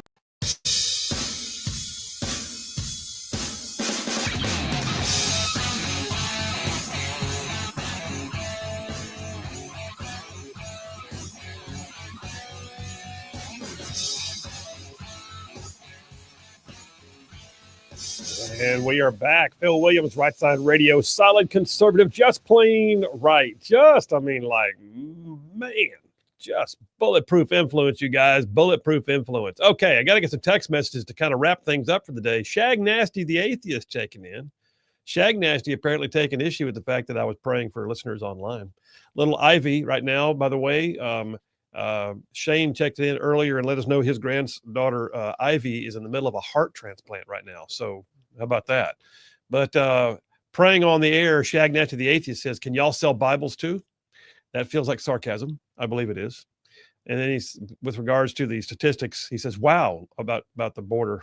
He says, "Wow, an impossible statistic, probably a lie." Ah, Shag, we're glad you're around. The fact that you're listening still means there's hope. So blessings on you. Larry from Decatur says, "Phil, I think you and other conservatives need to stop referring to liberals' inability to control the invasion of our country by illegal allies." Allies? Aliens? They could have controlled it if they had wanted to. The fact is they wanted these people here to be converted to Democrat voters. I don't think I've ever argued that, Larry. And when I say the inability to control it, a lot of that's tongue in cheek. They had the ability. They just didn't want to do it. Michael from Arab says, "Proudly voted for President Trump twice. However, my grade so far of his administration went from a solid A to a B based on the denial by his administration of the Epstein list. After Pam Bondi saying it was on her desk and the videos of Trump and Epstein together at Mar-a-Lago, where there's smoke, there's usually fire, and Trump exempting hotels from his no illegals policy is not right and is setting up his administration for a lawsuit from other employers of illegals." And I would say you are majoring in the minors, Michael. I don't know what to say about the Epstein thing. I'm bothered by it. It just, listen, somebody, heads need to roll. If there were children being abused, then somebody is on a list somewhere and they need to be found out. I can't explain what just happened, but I will also say, I'm going to speculate. This is total speculation. I have nothing other than Phil Williams surmising. It's either A, exactly what they say it is, and they don't have enough there to be able to release something. Amazing, but that's what they say. The other piece of this is it could also be something that is so damning, so incredibly disruptive, that it could actually create massive turbulence on a worldwide scale, and they are concerned about what that would mean. Let's say, for instance, what if it turned out that there was a major member of, say, the Saudi royal family who was showing up at the island? In that fundamentalist society, it would cause massive uproar in the Middle East. So just be aware there could be stuff in there, and I'm trying to figure it out myself. I don't know. I think there's more to the story. But yeah, it's been weird. I mean, you can convince me that he probably, killed himself in his cell. That's not a hill I'm going to die on. But if there's evidence, then... And Ghislaine Maxwell went to jail for a reason. Yes, exactly. Oh, so apparently Ghislaine Maxwell is now like a political prisoner, so she must be innocent. And Prince Andrew lost everything for a reason. So just saying. And there were victims who came out and they were whistleblowers. So there's more to it. I don't know where the list went. Anyway, Jay from Hartselle says Democrats complain about low wages but don't want to deport illegal immigrants, which would make wages go up. They're worried about people dying due to medical cuts, but they don't care all about unborn children. They claim to be the party of women's rights, but they won't protect Title IX. What exactly do they stand for? They stand for political expediency, Jay. They stand for political power. That's all they stand for, period. Whichever way the wind is blowing. What is the soup du jour today, please, garçon? Oh, today it's transgenderism. Oh, we now believe that women's rights mean nothing and that a man can be a woman. Let's do it. That's liberals in a nutshell. Let's see what Brian from Harvest says. After the shooting in McAllen, wait, hang on a second. He said the reason I figured the illegals were let in was because if you get them on the census, which lawsuit, and it did not go in Republicans' favor, then they end up with a bunch more House seats. If we get rid of that, they'll never run the House again. And then he said after the shooting in McAllen, it went to 700. What is he talking about? Oh, he's talking about, yes, the assaults on ICE agents are up 500%. I get you. Thanks, man. Badger from Athens, the Rio Grande is warming up. Let's start a Gator donator program. Sponsor a Gator. Badger wins the internet for the day. We're going to start the Rightside Ruffian sponsor a Gator for the Rio Grande program. What should we name our Gator? Our Gator? That we sponsor. Ruffian. Ruffian the Gator. Ruffian the Gator.